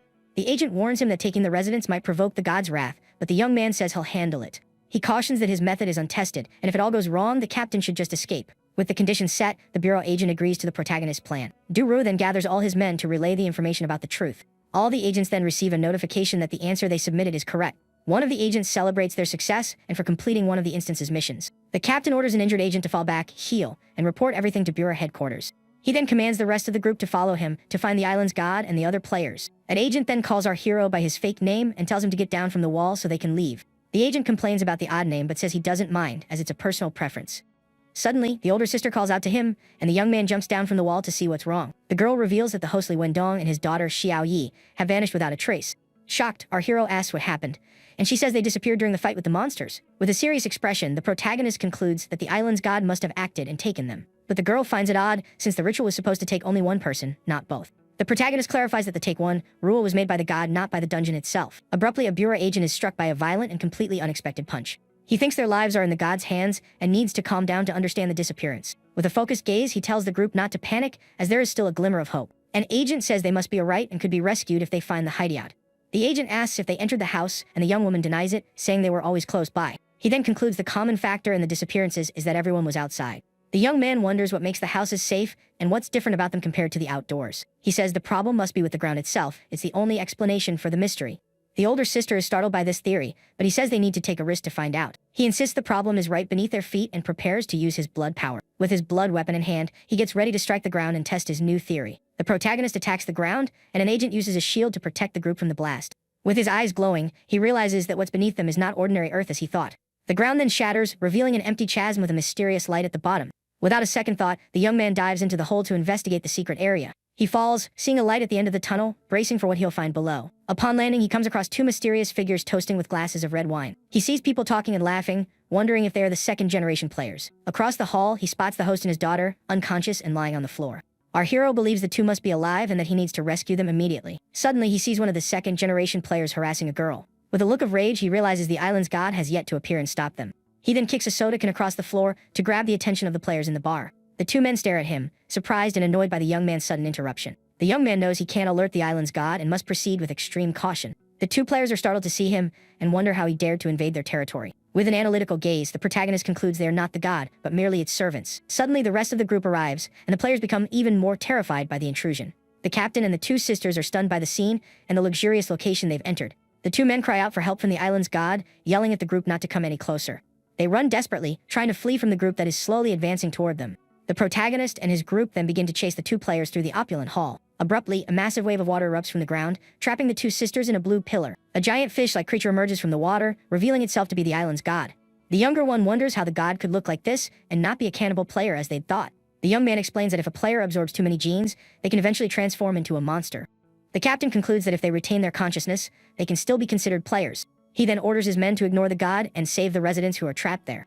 The older sister agrees, noting that without restrictions, the god would have already attacked them.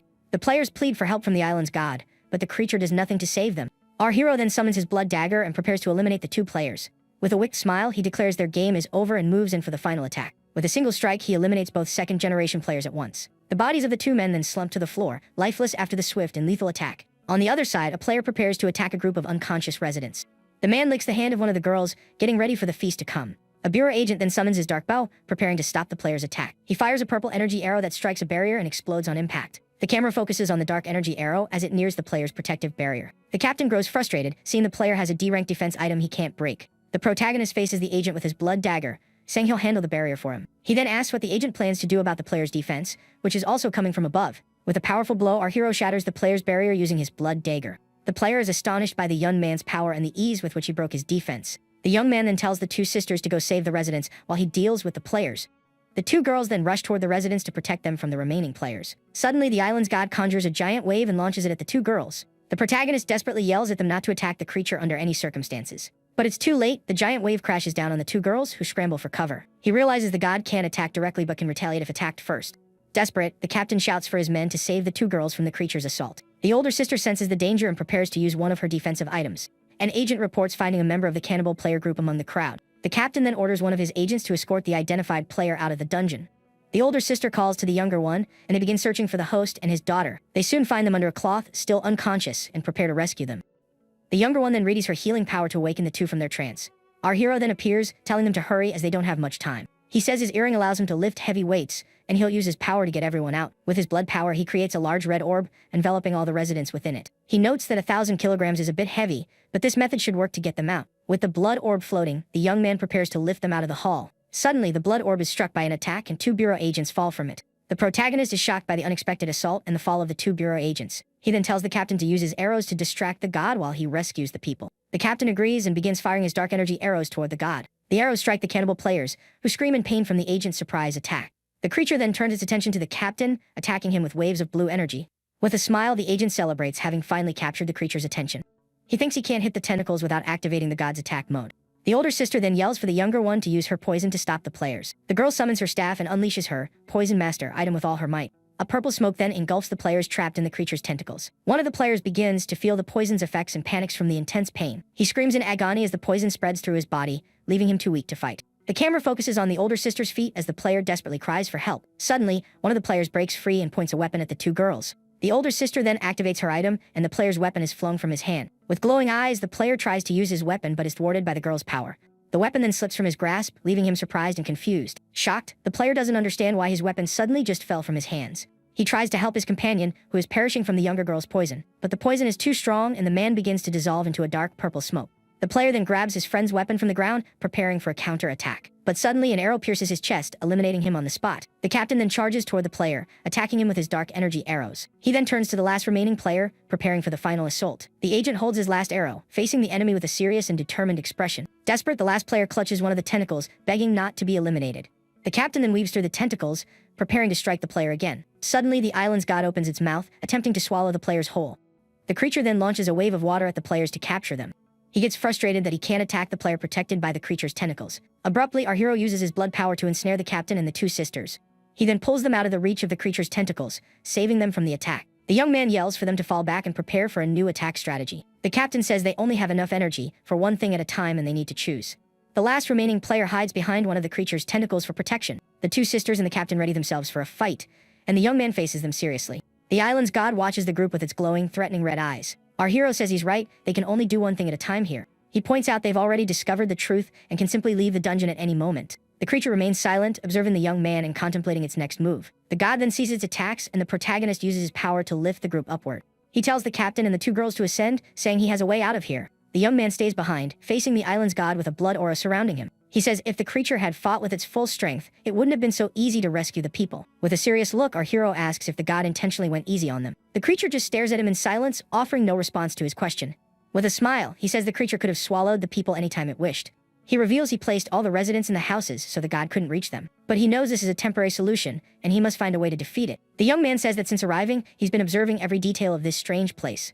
He noticed that both residents and players were always close to a particular pillar. The camera focuses on the large pillar in the center of the hall as he continues his explanation. The island's god then snarls in anger, realizing its secret has been discovered by the young man. He concludes the creature uses an item to interfere with the ground and pull people into this location. With his blood dagger in hand, he threatens to destroy the pillar to sever the god's power. The creature then attacks him with its tentacles to prevent him from destroying its power source. The protagonist is thrown back by the impact of the attack, landing hard on the ground. He is surprised by the force of the attack but quickly gets back on his feet to continue the fight. The island's god confirms his theory is correct and attacks again with its tentacles. Our hero then summons his assassin angel, declaring that now is the time to go all out. With a smile, the angel appears ready to fight the giant creature before her. The creature is surprised by the angel's appearance and braces for the ensuing attack. With a single slash, the angel severs one of the creature's tentacles with her sharp blade. She then dashes forward, cutting another of the creature's tentacles with incredible speed. With its tentacles severed, the creature screams in pain, glaring at the angel with hatred. The angel continues her relentless assault, cutting off its tentacles one by one without mercy. The creature roars in pain from the angel's attacks, but one tentacle manages to strike our hero squarely. He is sent flying by the blow, and the angel rushes to save him from falling into the sea. Even with his shield, he realizes an attack from a high-ranked player is incredibly powerful. The angel catches him, and he says his organs were injured. He would have fallen into the sea without her. The island's god then roars in fury, preparing for a new assault against the group. Our hero is surprised and concerned by the giant creature's reaction. He realizes the god has abandoned the pillar and is now moving freely throughout the hall. Suddenly, the hall begins to tremble and flood with a large amount of water. A giant wave then engulfs the area, and the young man finds himself surrounded by water. He feels the immense pressure and uses his shield to protect himself from the crushing weight. At that moment, he sees the creature's tentacles regenerating and knows this isn't normal. The young man then deduces this is the effect of a high-level item the god possesses. He figures the angel's blow wasn't fatal because it didn't hit the giant creature's brain. The angel says she wants to tear the monster to pieces, but the young man knows he only had one shot. With his blood dagger in hand, he prepares for another charge against the island's god. He then hurls the dagger with all his might toward the creature facing him in the water. The blood dagger flies at high speed and strikes the giant monster squarely in the head. But the attack doesn't have the desired effect. The dagger merely scratches the sea creature's skin. He realizes his D-rank item cannot harm a player of such a high rank. So, he decides to just provoke the creature and sends the angel flying toward the central pillar. He thinks that since the angel has a conceptual attack, she can also destroy the pillar. The angel then summons her scythe and prepares to strike the pillar with all her strength. Desperate, the island's god screams for her to stop, but the angel celebrates having cracked the pillar. She then continues to strike the pillar with her scythe, creating more cracks in the structure. With a tired look, the angel complains that the pillar is very tough and took a while to break. Our hero says she has 20 seconds, which should be enough for the plan. The island's god then glares him with a look of pure hatred and frustration at having its plan ruined. It watches the angel fly out of the hall as the place begins to crumble. With the pillar's destruction, the god becomes furious, and the young man tells the angel it's time to escape. On the surface, the bureau group feels the tremor and wonders what the young man did down below. Suddenly, they see our hero emerging from the hole with the angel, followed by a large wave of water. He says if the god pursues them, he'll exit the dungeon, but if not, he'll stay until the end. The scene then cuts to other players in the city, observing the rain and the wave of water. They don't know what happened underground, but are curious about the commotion in the dungeon. The players run to see what's happening, and the protagonist watches them from above. He notices the monster didn't follow them, and figures its movement must be restricted within the dungeon. The young man then tells the angel to rest and prepares to meet up with the rest of the group. He sees the captain and the two sisters approaching with curious expressions. Duru then asks what he did to cause such a massive commotion in the city. With a smile, our hero says he just did what was necessary to save everyone. The captain teases him, asking where he gets the confidence to face an island god. The older sister finds it strange to call the creature a player, and the younger one notices the young man's injuries. He says his internal organs were injured, and the girl approaches to heal him with her talent. With a green light in her hands, she begins to heal the protagonist's internal wounds. Once healed, he thanks her, saying he feels much better and is ready for the next battle. He concludes the god cannot leave the underground as long as the dungeon is active on the island. The young man says that even after everything, it didn't pursue him, which proves his theory. He then warns that there are still monsters nearby, but they aren't a major threat to them. The older sister asks if this means they no longer need to find shelter for the night. The captain and the two girls look at him, awaiting his answer to her question. The younger one then grows concerned, asking if the god isn't deliberately trying to trick them. The bureau agent agrees, saying they should just follow the rules to avoid any trouble. An agent reports that 2 of their men have already left, and the captain tells her not to be greedy. She thanks the young man and asks if they should head to the beach, but he tells them to wait. He says that even though the dungeon is safe now, it's better to wait until the 3rd day to leave. The captain agrees, adding that the connection to the outside world will be easier at the end. He then asks about the residents rescued from underground, and if they are all right. The protagonist opens a house door, revealing all the residents are safe inside. They look at the crowd of people saved from the island's god and the cannibal players. Our hero then asks the captain to take all these people with him when he leaves. The captain warns that not all the residents are good, many use the incense to attack. With a smile, our hero says that on this island, it's impossible to tell who's good and who's bad anymore. He states the only true evil is the island's god, and the others are merely victims. The bureau agents look at the people with pity, understanding their difficult circumstances. The captain then says he's not the only one who can't stand to see this kind of thing happen. With a grin, he suggests they eliminate all the monsters on the island to annoy the god. The 2 sisters and one of the agents immediately agree, joining the hunting plan. Duru then says they should all go together but must be back before nightfall. The scene then cuts to the island's forest, where our hero walks alone, lost in thought. Suddenly, a notification appears, stating his items are compatible for fusion. The screen then asks if he wants to fuse the Superior's mask and the Dustless shield. He thinks for a moment and decides to reconsider fusing the 2 D rank items he possesses. The young man is surprised he managed to get D rank items from E rank players so easily. The mask belonged to a boss who imposed physical and psychological pressure on his employees. The item generates a 10-meter gravity field that intensifies near its center. He then decides to discard the other item and wonders what the fusion of the 2 will create. The fusion is then completed, and the young man is amazed by the new item he has just created. The shield can now control its repulsive force within a 5-meter radius and has become stronger. With a smile, he realizes he can now create barriers anywhere and with greater force. The group then finds him, and he explains he can float and move using the repulsive force. He then soars through the air, celebrating his newly acquired ability of flight. With an excited smile, he revels in the liberating feeling of flying through the skies. The young man then lands in front of the group with a satisfied grin for his new skill. But the 2 sisters look at him with disdain, asking if he's showing off for them. He says this type of flight is different and tells them to pay more attention to the situation. The captain then warns him that he's attracted all the monsters in the forest with his display. Our hero says they are there to annoy the god and shouldn't worry about it. The scene then cuts to the 3rd day of the dungeon on the island's beach, with everyone gathered. The captain asks if he's sure he can stop the island's god in 5 minutes. He explains that once the dungeon ends, the god will be unrestricted and can hunt them down. With a smile, the young man says he has already revealed the answer and the captain can figure it out himself. He then shows the ticket he has for the island instance, surprising the captain. The young man explains that with the ticket, he can force the dungeon to reopen, trapping the god. He says the reasoning is simple and that the captain should now make his move. Suddenly, a notification appears, and the sacrificial island dungeon officially ends. The captain then says his farewells and leaves with his men, receiving a C grade for the dungeon. Our hero also departs, receiving an A grade as a reward for his performance on the island. As a reward, the captain gives him a D rank item that resembles a large turtle shell. The young man laughs, saying he now understands why the captain didn't want to reveal the item's name earlier. Suddenly, the younger sister calls out for the older one, and the group turns to see what happened. Little Xiaoyi bids farewell to the older sister with a smile, saying she will miss her.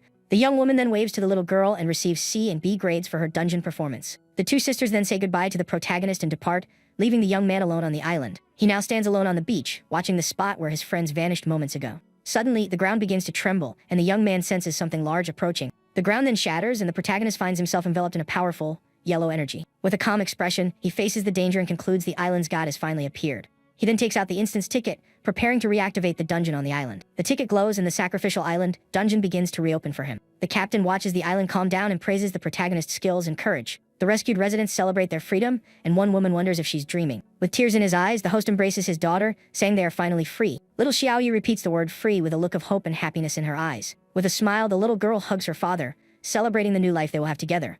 From a distance, the young man observes the island, thinking that rescuing the residents greatly angered the monster.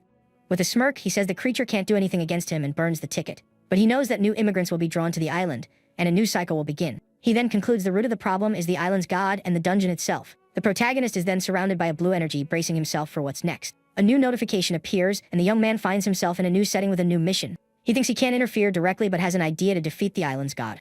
The young man then walks through a forest, thinking that superpowers are the key to everything. He remembers he has 8 days of accumulated luck and decides to use it all at once. Holding an orb of light, he realizes it's not enough for his plan. He thinks the dungeon pulls people in randomly, and that's the key to his victory. With a smile, he wishes for the dungeon to pull in a few high-ranked players from the Order faction. He then uses his luck orb, hoping his wish to defeat the god will come true. With the orb glowing brightly, he hopes he has enough luck for his plan to succeed. The scene then cuts to outside the city, where 2 players are walking through the forest. Our hero observes the players and realizes his wish didn't pan out as he'd hoped. He resigns himself, saying he can't meddle in everything and needs to focus on himself. The young man then walks toward the city to begin the new instance of the Ritual Island. He receives the dungeon notification and realizes the rules are still the same as before. With a serious look, he says he already knows the truth and can no longer solve the puzzle. He wonders who he will ask for shelter, since there are no more residents in the island city. With a determined expression, he concludes the rules are clear, and he must find a way. He then decides to simply stay in one of the empty houses for the night. Suddenly, he spots a mysterious figure in the middle of the dark street of the ghost town. A girl with white hair and red eyes stares at him with a serious and somber expression. With his sharp sixth sense, he perceives this girl is not an ordinary person and becomes alert. He realizes the girl is extremely dangerous and he needs to be very careful around her. The young man then eyes her cautiously, trying to figure out who she is and what she's doing in the city. The girl then smiles at him, and the young man feels a dangerous aura emanating from her. With a serious look, he realizes the girl intends to eliminate him, and that he needs to escape. The young woman then walks toward a house, and the young man sighs in relief for a moment. But he knows he can't stay and runs far from the city to get away from her. After running a great distance, he stops to catch his breath from the desperate escape. He then looks at the city from afar, wondering if he's at a safe distance yet. Suddenly, a purple energy envelops him, and he realizes he's fallen into the girl's trap. A warning notification appears before him, alerting him to the approaching danger. He turns to see the 2 players from the forest and is surprised by the scene. The notification then informs him the dungeon is collapsing and everyone will be teleported. A massive explosion rocks the island, and the young man wonders what on earth is happening. He is then thrown a great distance by the blast's impact, not fully understanding the situation. The island then begins to be swallowed by the sea, and a large sinkhole forms in the middle of the ocean. With a panicked look, he realizes the situation is dire, and he needs to get out of there quickly. The scene shows the massive hole in the sea that swallowed the entire island in seconds. Suddenly, he is teleported to a train station, finding himself in a familiar and safe place. He wonders what happened and why the Ritual Island simply exploded out of nowhere. Feeling a pain in his ear, he takes a healing potion to recover from the explosion. He then spots the players who entered with tickets and notices they are all injured. He approaches and asks if they were also hurt, and the players nod in confirmation. One of them says they left as soon as the mission began and asks if anyone knows what happened. The protagonist says he's in the same boat, and that it was a waste of his entry ticket. Another player says at least they left with a reward, so it wasn't a total waste. With a worried look, our hero thinks of the white-haired girl and hopes she's alright. Suddenly, a notification appears, stating he contributed to the dungeon's destruction. He wonders if the game can detect the indirect effects of his superpowers and is left confused. The young man then concludes the game favors order, and destroying bad dungeons is beneficial for him. He then moves closer to the other players to overhear their conversation about the explosion. With the new grade, he realizes he is closer to becoming a D-rank player in the future. He sees his grade has risen to B, and with one more A grade, he can advance in rank. One player says they were the first to be teleported because they were at the center. Another says he was outside the city and saw the entire island explode suddenly. With a panicked expression, he tries to explain what he saw but can't find the words. He then yells that the entire dungeon blew up, and the other players are shocked by the news. They wonder how a dungeon can explode, and the man says he wants to know the reason too. Suddenly, a train arrives at the station, and everyone turns to watch it approach. Tired of the chaos, the players decide to board the train to head home. But our hero stays behind, noticing the white-haired girl hasn't appeared at the station. He thinks he hasn't slept in 4 days and needs to rest to recover quickly. But he knows he can't sleep, as the train is not a completely safe place for him. Suddenly, a notification appears on the train, announcing a bounty for a super player. He hears other players discussing what a super player is and listens closely. One of them explains that to be a super player, one needs 100% evolution, an S item, and to have cleared an S dungeon. The young man is surprised by the 3 conditions and wonders how to obtain an S rank item. He then learns that S rank items are incredibly rare and that players fight fiercely for them. With this new information, he feels satisfied and closes his eyes to rest for a moment. Suddenly, the white-haired girl appears and says that not every assassin is worth her time. With a smile, she says she hopes the young man proves worthy of her attention in time. He is startled, wondering how the girl got on the train without him noticing. The assassin angel then appears, explaining the girl got on using an item's power. With a smile, she approaches the young man, saying she likes him a lot and finds him handsome. The girl senses the young man's mental fluctuation and asks if he used a special talent. With a coin in hand, she prepares to use her power and attack the protagonist on the train. She then flips the coin into the air, and the young man feels his body being paralyzed by her magic. He can't move, and the coin hovers in the air, emitting a powerful red aura. The coin then stops mid-air, and the girl looks at him with a wicked, confident smile. With a malicious grin, the angel says it's time to make her move and prepares to attack. The white-haired girl is surprised by the angel's reaction and braces for combat. The angel charges toward the girl, but her attack is blocked by an invisible barrier. She realizes her teleport failed and that she can't get close to the mysterious girl. With her eyes glowing in anger, the angel readies another attack with her scythe. She then strikes with all her might, but the girl dodges the blow with ease and composure. The white-haired girl faces her with a serious and challenging look during the fight. The angel manages to land a cut on the girl's face, but the attack has little effect. The girl simply observes the small cut on her face without any reaction of pain. With a smile, she licks the blood from the cut and looks at the angel with a curious gaze. The angel then lunges again to attack, but the girl stops her with a simple gesture. She uses a mysterious power, trapping the angel in midair and preventing her from moving freely. The angel then tries to dematerialize to escape, but the girl's magic stops her. She rematerializes and the angel says the girl is very strong and they should flee. The angel then tries to bite the young man to break free, but he stops her with his strength. He wonders how the angel got so heavy and realizes the coin is on his forehead. The angel is then thrown back, and the girl faces her with a serious and threatening look. With a smile, she says that only those who revere life can pass her judgment. The coin then returns to the girl's hand, and the young man realizes he can move again. With a smile, she congratulates him for passing her test and looks at him calmly. He wonders if this means she is from the court of life and looks at her, confused. The young man concludes the girl has no hostile intentions and that he is safe for now. He tells the angel not to attack her as she is not an enemy and they should remain calm. The young man deduces she is Nation's End, the high-ranked player the court was searching for. The girl says she dislikes the title and will allow him to call her teacher. Shocked, he asks if she is also an assassin, and she replies that everyone has their own style. The girl asks if he finds it strange that she is an assassin, and he is at a loss for words. He then asks if she wants to recruit him for her organization, and she confirms it. But she reveals her other purpose is to find out what dragged her into an E-ranked dungeon. The young man says it was just bad luck, and she laughs, saying she'll accept that excuse for now. She then hands him an invitation, telling him to go see the dungeon for himself if he has doubts. The girl explains he must complete an assassination trial to become a member. Surprised, our hero wonders what an assassination trial entails and is intrigued. She then tells him to find her in the city of Romaine once he becomes a D-rank player. With her mission complete, the girl stretches and says her time is up and she must go. She says the visit was not fun at all and vanishes, leaving the young man alone on the train. He sighs in relief, thinking he just caught the attention of someone very dangerous. The scene then cuts to a building's garage where the young man arrives after his long journey. He decides not to report to the bureau and just sleep a little in his car to rest. He thinks that an organization like the Court of Life would never accept an E-ranked player, but he remembers the girl took him seriously after seeing his assassin angel in action. With a potion in hand, he concludes she was the first person able to see the angel. He thinks she can ignore the train's rules, and that even the guards didn't react to her. With the ticket in hand, he wonders if the girl noticed his unusual abilities and got excited. He then stores the D-rank ticket, deciding to investigate the city once he levels up. With everything settled, he finally lies down on the car seat to sleep and rest. The next day at noon, he is woken by his ringing cell phone and answers the call. He is surprised to see it's Liu Beiji and asks what she wants at that moment. The girl explains that time flows differently in the dungeon, and she called to see if he was back. She says she and her sister are still in the city and asks when they can meet. With a shy smile, the young woman says she still needs to accept his job offer. He then asks for her location, saying he'll meet her to sort everything out in person. He realizes 3 days have passed in the real world and that the time flow is always different. The young man then decides to organize his items, looking over the rewards from the island dungeon. He notes that the more tickets a player has, the fewer rewards they get for completing a dungeon. He then drinks one of the evolution potions he received to increase his power level. The potion takes him from 27 to 29%, and he realizes he needs better potions. Next, he examines the new items he obtained and sees an E-rank Newton's apple. He also receives a D-rank blood-related item that enhances his physical abilities. Suddenly, a notification appears, stating his blood items are compatible for fusion. The fusion then occurs, and a new earring with a purple gem appears on his left ear. The system announces the fusion is complete, and the new item possesses the effects of both. He celebrates that the item kept its passive effect, and he only needs to shout its name once. The young man complains that shouting item names is embarrassing and can make him lose the initiative. He then takes the Newton's apple and decides to save it for a future situation. The scene then cuts to a hotel room where the young man meets with the two sisters. The older one asks what he did with the island's god, and he looks at her with a smile. He teases her, saying she seems certain he would get into some kind of trouble. With a serious look, he reveals that he completely eliminated the island's god. The two girls are shocked and ask how he managed to solve the problem with the immigrants. With a mysterious smile, he says it's a secret and doesn't reveal how he did it. He then asks if anyone from the bureau has contacted them since the dungeon. The younger one explains they were taken to the bureau's branch to give their statements. She says Agent Wu Yanking invited them to join the bureau, but her sister declined. With a shy look, the young woman asks the protagonist if they should join the bureau or not. He says there are pros and cons, and they need to think carefully before deciding. The young man explains the bureau is a large platform with many resources for them to grow, but he warns the risk factor is not low, and they will face many dangers. The older sister says that power and duty are equivalent, and they understand the risks. He then says if they want his opinion, he thinks they should join the bureau. The young man says they need to consider faith and conviction, not just profits and losses. With a shy smile, the younger one asks if he will join the bureau with them too. He says he already works for the bureau and is accustomed to his freedom of action. The young man then asks if Captain Duruo has returned, and the girl says she doesn't know. He then calls the agent, but the call doesn't connect, and he realizes he's still busy. The young man concludes that getting people out is easy, but finding a place for them is hard. The younger one then asks when they will start, reminding him of the job proposal. He asks if she is in a hurry, and the girl says no, they can wait. The young man then says they will wait 3 days to verify if her luck affects him. The scene then cuts to the hotel entrance, where he prepares to activate his ability. He thinks he will relax and consider what to do after he becomes a D-rank player.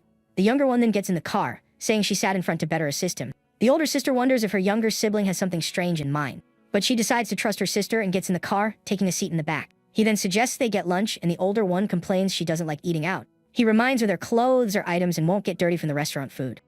The young man then tells the younger one they'll buy new clothes for her later. He parks the car, saying his main objective isn't to eat, but to conduct an experiment. The young man explains he needs to see if he'll still have back with the lucky girl nearby. The two sisters look at him, and the older one says he's really putting a lot of effort into this test.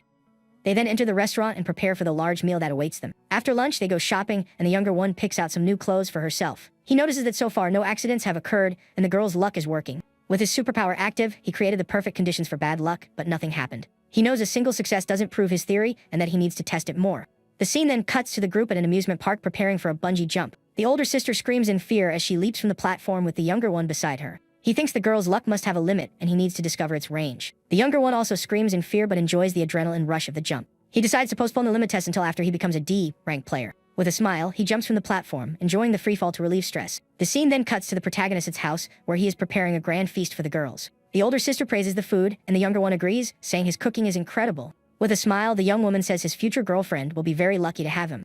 She then says she would love to eat his cooking every day, and looks at him with a sweet expression. The camera focuses on the kitchen and the bountiful table the young man has prepared for the sisters. With a shy smile, the girl says he's amazing and it seems like he can do anything. The older sister scolds her, telling her to stop explaining because she's making it worse. She then asks when they are going to the next dungeon, and the young man says it will be the next day. The young woman asks what they will do until then, and he looks at her with a mysterious smile. He says the experiment is over, and now they can relax and have some real fun. With a smile, he clarifies it's not for an experiment, but for them to genuinely enjoy themselves. The scene then cuts to the park lake, where the group is boating at dusk. The older sister is surprised he knows how to drive a boat, and he says he learned from his father. She then asks how he discovered he could control his luck, and he gives her a serious look. He says he's just a normal person who enjoys researching strange and unusual topics. The younger one then reveals she wasn't always lucky and used to be a very normal person. The young man is surprised and asks if her luck isn't something she was born with. She says she used to have average luck and would even lose to her sister at rock, paper, scissors. The scene shows the two children with a scoreboard 50 wins for the older sister and 2 for the younger. She also mentions needing 1,000 packs to complete a collection her sister finished with 400. The older sister remembers the younger one being chubby and how the boys at school teased her. He then asks when she started getting lucky, and the girl looks at him thoughtfully. She reveals it was 9 years ago, and since then, no one has ever bullied her again. The young man recalls that was around the time he fell down the stairs and had vague memories of his sister. He wonders if there's a connection between her luck and his own special ability. With a smile, he asks to see a photo of her as a child to confirm his suspicions. The girl gets flustered, saying she has no photos on her phone and the albums are at home. With an embarrassed smile, she suggests they do it another time and tries to change the subject. But the older sister says she has old photos on her phone and prepares to show them. He says it's just one photo and there's no need for drama, and the younger one feels awkward. With the phone in hand, he sees the photo and confirms the girl was indeed a chubby child. The girl asks him not to laugh, and he says she was very cute as a kid. He thinks the boys who teased her must be regretting it now, but he can't find any trace of her in his childhood memories and is left confused. With a serious look, he wonders if there really is no connection between them. He then asks if the two of them ever came to Ancient City as children. The older sister reveals they are from Ancient but moved due to conflicts. Surprised, the young man asks if she is also from the city, and she looks at him with curiosity. The younger one explains they went to school there but haven't been back in years and no longer know it well.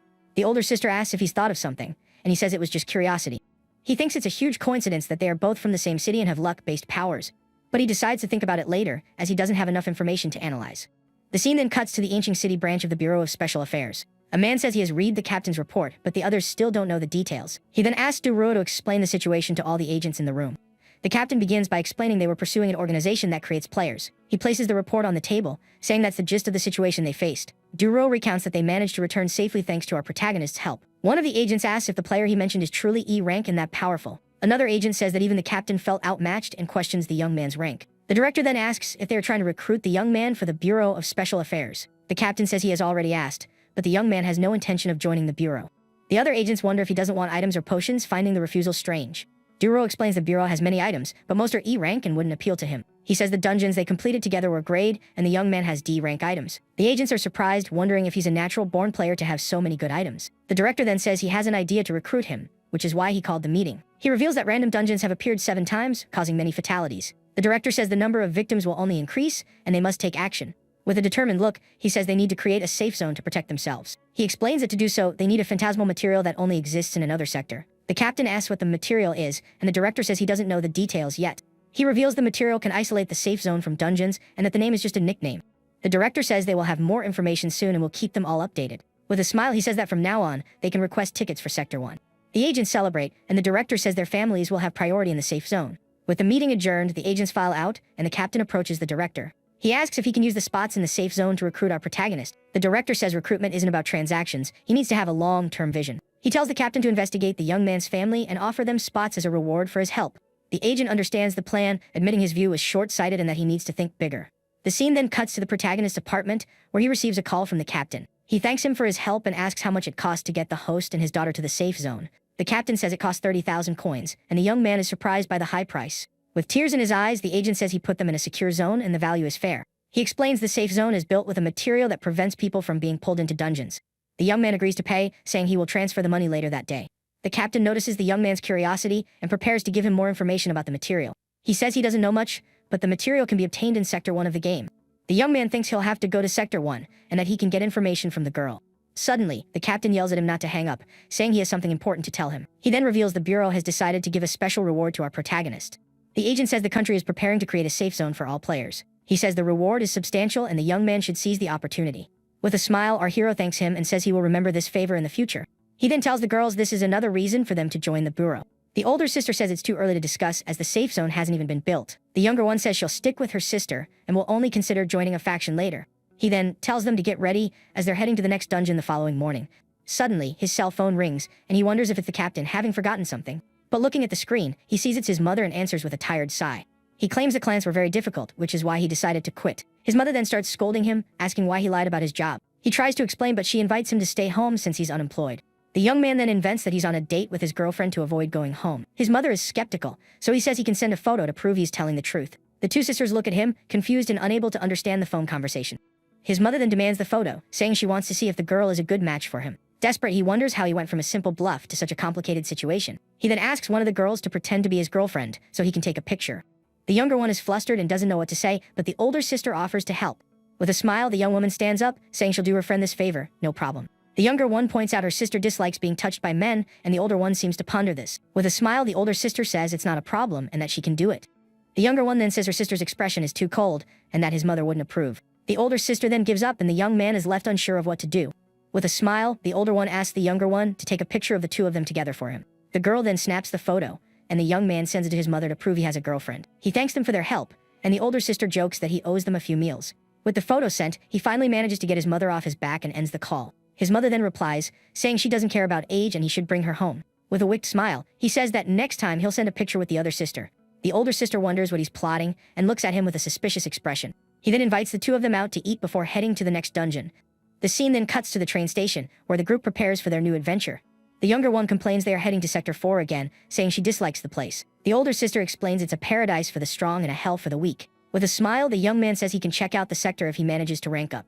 The older sister teases him, asking if he's not cursing himself by saying that. He laughs, saying he's already cursed himself several times and isn't afraid of one more. The train then arrives at the station, and a notification alerts the players to prepare. The group disembarks and finds themselves in front of a large, crowded zoo. The scene shows the entrance of the Starry Memory City Zoo, packed with a multitude of players. The older sister is surprised by the number of people and asks if it's always this crowded. He thinks that with so many people, moving will be impossible, making it easy to team up with the sisters. The notification then appears and the crazy zoo dungeon officially begins for everyone. The story of the zoo is told to a place created by an animal lover to give them a home. The director cared for the animals for 10 years, and the zoo became a famous and popular destination. The dungeon's mission is to either collect 10 good friend emblems or fulfill the children's wishes.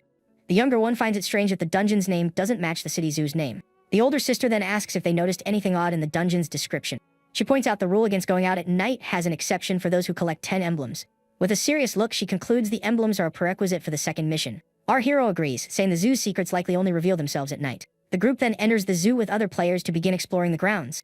He thinks the place looks like a normal zoo, with nothing unusual happening during the day. Suddenly, he spots a stall selling animal food and approaches to investigate. A man says each bag of food costs 1,000 coins and is good for 10 feedings. A player complains about the price, but the man says the animals only eat that specific food. He warns that emblems can only be obtained from the animals, and they must be fed. The protagonist group remains silent, observing the situation and considering their options. He thinks the price is exorbitant and suspects the man might not be the real director Shen. A group of players then approaches, asking if the vendor is the zoo's director. With a serious look, the man confirms he is Director Chen and faces the group of players. One of the players asks how many animals there are, and how they can collect 10 emblems.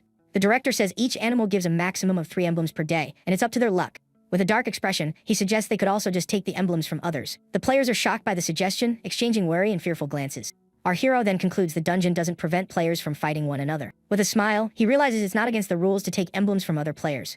The older sister says many players will prefer to take them to avoid spending money. The older sister comments that the game already has cannibal players and a system to inherit items. Some players then question the vendor, asking why they should believe him. The director says the truth is something they must discover for themselves, and the choice is theirs. One of the players then steps forward, stating the dungeon rules only prohibit attacking. With a dagger in hand, he reveals the rules say nothing about taking items from others. The director then dares them to try and take the food stored inside his house. The older sister comments that the rules don't actually forbid taking things, so they just need to be careful. Our hero tells him to forget about stealing, saying it's too early to know who the real boss is. The younger one agrees, saying since they can talk to him, they should try to get on his good side. The player then gets angry, yelling at the director, calling him a cursed old man, and prepares to attack. Without a second thought, the man rushes forward and leaps toward the house to take the food by force. He tries to kick down the door with a powerful blow, but something unexpected happens. The player is thrown backward by the impact, landing on the ground, not understanding what hit him. A bright light flashes, and the man screams in pain as he's hurled back with great force. He then sits on the ground in pain as the other players watch, completely shocked. The director remains at his stall, completely unharmed, and the player wonders how it's possible. Our hero then wonders if the wooden door or the entire house is a special dungeon item. The director then looks at them and says to either buy something or leave. The protagonist says he'll take 2 bags of food, and the younger one decides to get one for herself. He then asks the director if there are children at the zoo, since the mission is to fulfill one's wish. The director replies that he only sells food, not information, and tells the young man to move along. The younger one then approaches and asks if she can buy on credit, as she doesn't have 1,000 coins. The man says if they have no money, they can work for food by cleaning the entire zoo. The camera focuses on a tiger enclosure that looks incredibly filthy, with waste all over the ground. 2 players are completely appalled by the director's proposal and the state of the place. Our hero then senses someone watching them and tells the girls to ignore it for now. The younger one suggests they visit the animals first, as they only give 3 emblems per day. The older sister speculates if the animals were once human, since they eat 3 times a day like people. The protagonist then recalls the dungeon description mentioning bizarre animals on the premises. At that moment, a man watches them from a distance, and the older one concludes the zoo is very strange. Suddenly, the man who is watching them shouts the name of his ability, universal gravitation. An invisible force hits the group, who struggle to stay on their feet from the power's impact. The younger one then shouts the name of her ability, encirclement, to counterattack the enemy. A blue barrier forms around them, shielding them from the mysterious man's attack. The 3 players then reveal themselves and prepare to attack our protagonist's group. One uses fire arrows while another uses a spontaneous combustion ability. Seeing this, the older sister activates her fumble, ability to disarm one of the enemies. The bow of the man with fox ears then shatters in his hands, leaving him without his weapon. At that moment, the other player realizes his pants are on fire and panics. The group is then surrounded by flames, but the 2 girls seem unfazed by the fire. Our hero then grabs the older sister's wrist to shield them from the encroaching flames. He then grabs the younger one's shoulder, keeping the 3 of them together amidst the fire. With a focused look, he prepares to use one of his defensive items against the enemy's assault. He then activates his infinite shield, and a barrier protects them from the approaching fireballs. A massive explosion occurs, and the leader of the other group watches the result of the combined attack. He gets frustrated that he can't see them through the smoke and fire that has formed. The younger one then points in a direction, announcing that the path for a counter-attack is clear. She summons her Poison Master staff and prepares to attack the enemies with her magic. A purple energy then surges toward the 3 players who had just attacked them. The group's leader is hit squarely by the poison and begins to feel sick from its effects. He is then trapped in a column of energy as his allies watch, unable to react. The older sister tells the younger one to retract her encirclement, and she complies. As the smoke clears, our hero's group is revealed to be completely unscathed by the attack. The older one then summons her metal puppets to attack the enemy group's leader. The puppets fire several energy beams, hitting the man squarely and defeating him.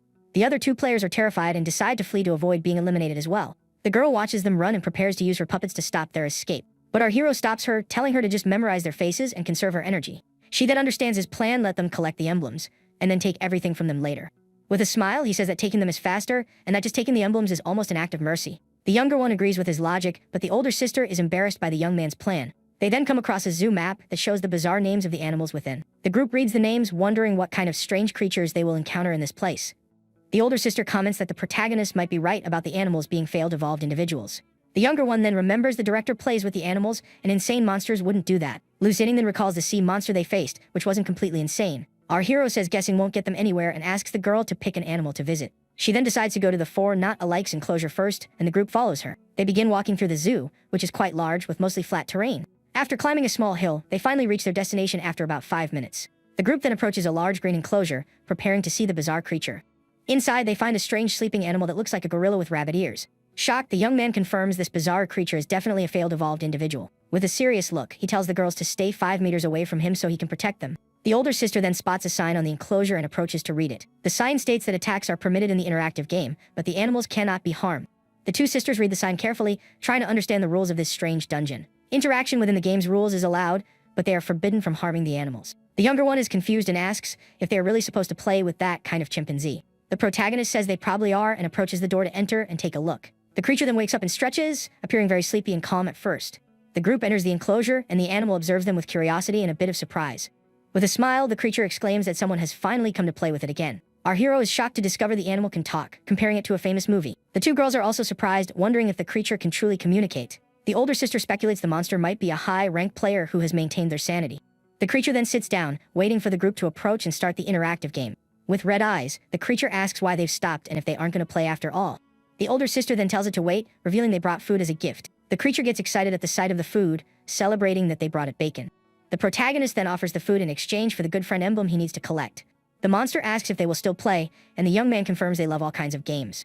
The creature then mulls over the young man's proposal, seeming to consider the trade. But with a furious expression, the creature rejects the offer, surprising the group with its attitude. The scene then cuts to the bureau, where the captain is reporting on the pursuit of a player creation organization. He then places the report on the table, saying this is essentially the situation they faced. Duro explains they managed to return safely from the dungeon thanks to Fan Xiao's assistance. One of the agents then questions how an E-rank player could be as powerful as he described. Another agent agrees, wondering if someone who outmatched the captain is truly E-rank. Director Li Jianqi then asks if they are attempting to recruit the player for the bureau. The group is left speechless by the creature's refusal, unsure how to react to the situation. Our hero then complains that the director knows how to run a business and is exploiting them. The younger one concludes that many players have been tricked and forced to work for him. The older sister says this means winning the creature's game will be anything but easy. With a smile, the young man asks the creature what game it wants to play with them at that moment. With an excited look, the creature proposes a game of rock, paper, scissors with face slapping. The protagonist thinks the game is unfair, as the rules allow the chimpanzee to hit them as much as it wants. The creature then reveals they only have 1 hour, and if there's no winner, it still gets the food. The younger one complains that this isn't fair, but the creature says they should go easy on it. With a determined look, the young woman declares she will play with the creature to resolve the situation.